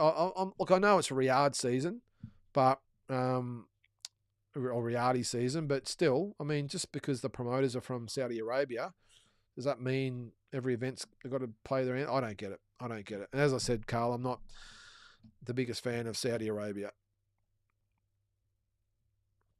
What do we got? I'll keep going through there. Apparently, Eddie paid Devin $3 million to fight Jojo Diaz. Okay, well, that's a good payday, Carl. They were handing out leaflets and programs outside saying visit Saudi. Well, that's obviously where the money's coming from, Batman. That's the conditions they've got. It's for for Riyadh season, but it's promoting Saudi Arabia. That's how Turkey Al Sheikh is justifying this amount of money. Now, my question to all you out there is, has all these events that Turkey Al Sheikh has put on with the Riyadh season, has it made you want to go to Saudi Arabia? Not for me. So at what point do the royal family say, this isn't working, our tourism numbers aren't up, you're blowing all this money on your little hobby here, so we're going to pull you back? Interesting. But yeah, let me know if it's influenced you. Certainly hasn't influenced me. Shakur Inoue will be dope someday. Ray-Ban, that ain't happening, mate. Come on. I hope, is that a joke? Or Shakur is 135, Inoue is 122, ringing wet. But I like it. In a dream fight situation, I love it. What's that? All just to promote the Kingdom of Saudi. As long as they don't give me the fight, so I guess. As long as they give me the fight, so I guess we have to deal with it. Yeah, I'll take the flyer, but it won't make me fly there. Devin has done well for himself money-wise, but let's be honest, his outside jabbing and hugging style isn't popular. I expect he returns to that, which has worked for him before Ryan, yeah. And Shakur Stevenson falls in that boat as well. What's that there? You could get TJ Doney. You get tickets for the fight for TJ Doney with Inoue. I was checking on the website, but I had heard about the lottery and had a big Japanese fan tell me they know someone who can pretty much guarantee tickets. Okay. It won't be long and we'll all be singing the Saudi Arabia anthem. Does it make you a little bit uneasy, though, Carl, that we're all, especially the way they conduct themselves in that country and the way they treat people and women and everything else, that there's this love fest with Saudi Arabia. I don't get it. That's why, I mean, I love like Eddie and Oscar, but get Turkey Al Sheikh's balls out of your mouths, will you guys? I mean, it makes you sick, doesn't it? I understand they've got to play the game for the money and it's business. I get it. I understand it. But it doesn't mean I have to like it. Fair income. And this whole just love fest with Turkey Al Sheikh, and he doesn't look like he's that nice a guy, if you ask me. But I understand they've got to do what they've got to do, and as boxing fans, we'll take it. I understand it. But, yeah, I still can't get past the whole Saudi Arabia thing. Especially, actually, I won't get into it. Just especially going over there with all the 9/11 stuff. I'm not going to get into it. Anyway, we've only got a few minutes to go. Is Tim's next fight on Amazon Prime free in the US? If so, Surfshark and logged in here, you'll see it for free. That's a good question, Damien. So if you've got Amazon Prime in the US, sorry, if you've got Surfshark and you put it that you've got, I think it's where you sign up the account though, Damien. If you've signed up for Amazon Prime in Australia, if you're in Australia, although you could probably, if you put your Surfshark on, you could sign up from America, quote unquote. Good call. It's worth a try, Damien. Give it a crack.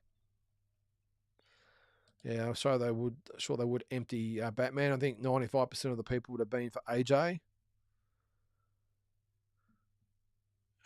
So I think fans knew he was dangerous and was in for a real fight, but everyone felt AJ would get him out at some point. As talented as Dubois is, he's not nearly as popular as AJ, and the arena was 95% for AJ. Yep. Arena stadium, it made arenas look tiny. My first time at Wembley for boxing, definitely a legendary sight. Could you see the fight though, Batman? That's what I want to know. If you're sort of up the back a little bit or midway, can you see the ring? That's probably what I want. I don't want to go all the way over there and I'm watching a screen. Seats were cheaper but no way you want to be sat at the back of the stadium though. They must have looked like ants. Yeah. One thing I give the Brits, they show up and show out for the guys. They certainly do, mate, which is why I want to get over there. Oh, yeah, the amount of beer they sell and money that must be made on alcohol sales is such a money maker also. Can you imagine? I mean, do the sums. 96,000 people. If everyone has one beer and they make $5 out of that beer, they probably make more. They probably charge $10 and it costs them $2. Let's just say it's $5. That's $500,000 profit just off the beer sales. Then you got food. So they could make $1 million. I'm probably nowhere near the mark, by the way. It's probably a lot more. But they could make a couple of $1 million just out of beer and food sales. Just crazy. Yeah, I'm with you there for that flight. Yep, all good. Maybe that we'll do a tour to England. It's only about a 30-something hour flight. Geez, that's a big flight, isn't it? I've been there a couple of times, but that was a long time ago. AJ 100% deserves Hall of Fame, two-time unified champion. Yep, good call there, Damien. Oh, that's right. Andy, you're right.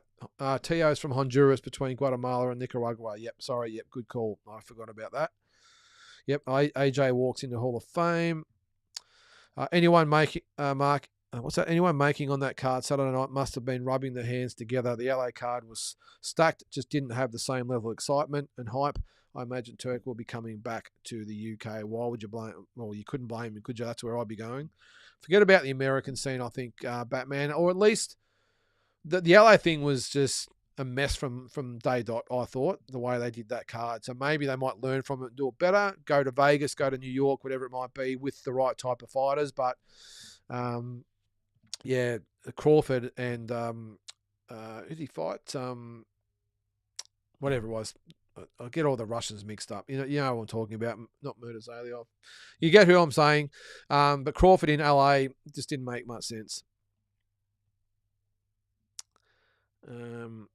Is that Wembley? No doubt I will be there. Yep. Oh, what's the biggest stadium? Wembley, yep. I've got a couple of minutes to go, guys. I'll quickly touch on a couple of comments here. About time starting letting us know how he really feels. Yeah, got to be careful though, Carl. Yeah, Oscar needs to get, Turkey ball. Well, you disagree? It's just anyway. What's that there, Batman? I guess it would be a case flying in for the fight and leaving the same night the following day. Wouldn't want a week there, that's for sure. That's Saudi Arabia. Yeah. I'll let you guys talk about that. Suncorp Stadium has beer production line like no other. What's that? Carl, didn't I see you in the Olympics dancing in the green jumper? Oh, that's a bit of a slight, Carl. That's the Ray, I'm going to call it Ray Band, Ray Gun. But just sometimes you forget about how much money these stadiums make. I mean, even with the grand final this weekend, they've got 100,000 people there. And again, I mean, if everyone gets something to eat, a beer and something to eat, well, I mean, if everyone spends $20, what's that? There's a couple of $1 million right there. Just crazy what they make. Anyway, I know that's not the right way to finish the episode tonight with what the stadiums make, but we get you, Jerusalem, Jim. You're only joking. That's all good. I'm sure Carl will take it in the right way. Guys, I think that is it. I can't believe we've been going for 2 hours already. That just went like a flash. So I must admit, I'm feeling a little bit dry in the throat. I'm a little bit rusty. It's been, 3 weeks since I've been on here and talked nonstop for 2 hours, because it's interesting. When I was in America, not really, or because I went by myself, yeah, I talked occasionally. You know, you got the Uber driver, you've got the guy in the hotel when you check in, you got few people at the fights, I suppose, but I didn't really talk that much. So the throat's sort of feeling it tonight anyway. But anyway. But all good, guys. Look, that is it for this week's episode. Really appreciate everyone that's joined in. Make sure you check out Walking Boxing. I'll try and get back on track with all the other shows going forward, but I just want to, get back in the swing of things. The next one we'll probably do with the live we'll definitely do the Better Bivol and Bivol fights. What's that, about 2-3 weeks away? There might be another fight in between with the Premier Boxing Series, I think. But anyway, try and get back in the swing of things of what's going on. But I'll let you all know what's happening. But in the meantime, guys, thanks again. Have a great week, and we'll catch you next Monday night.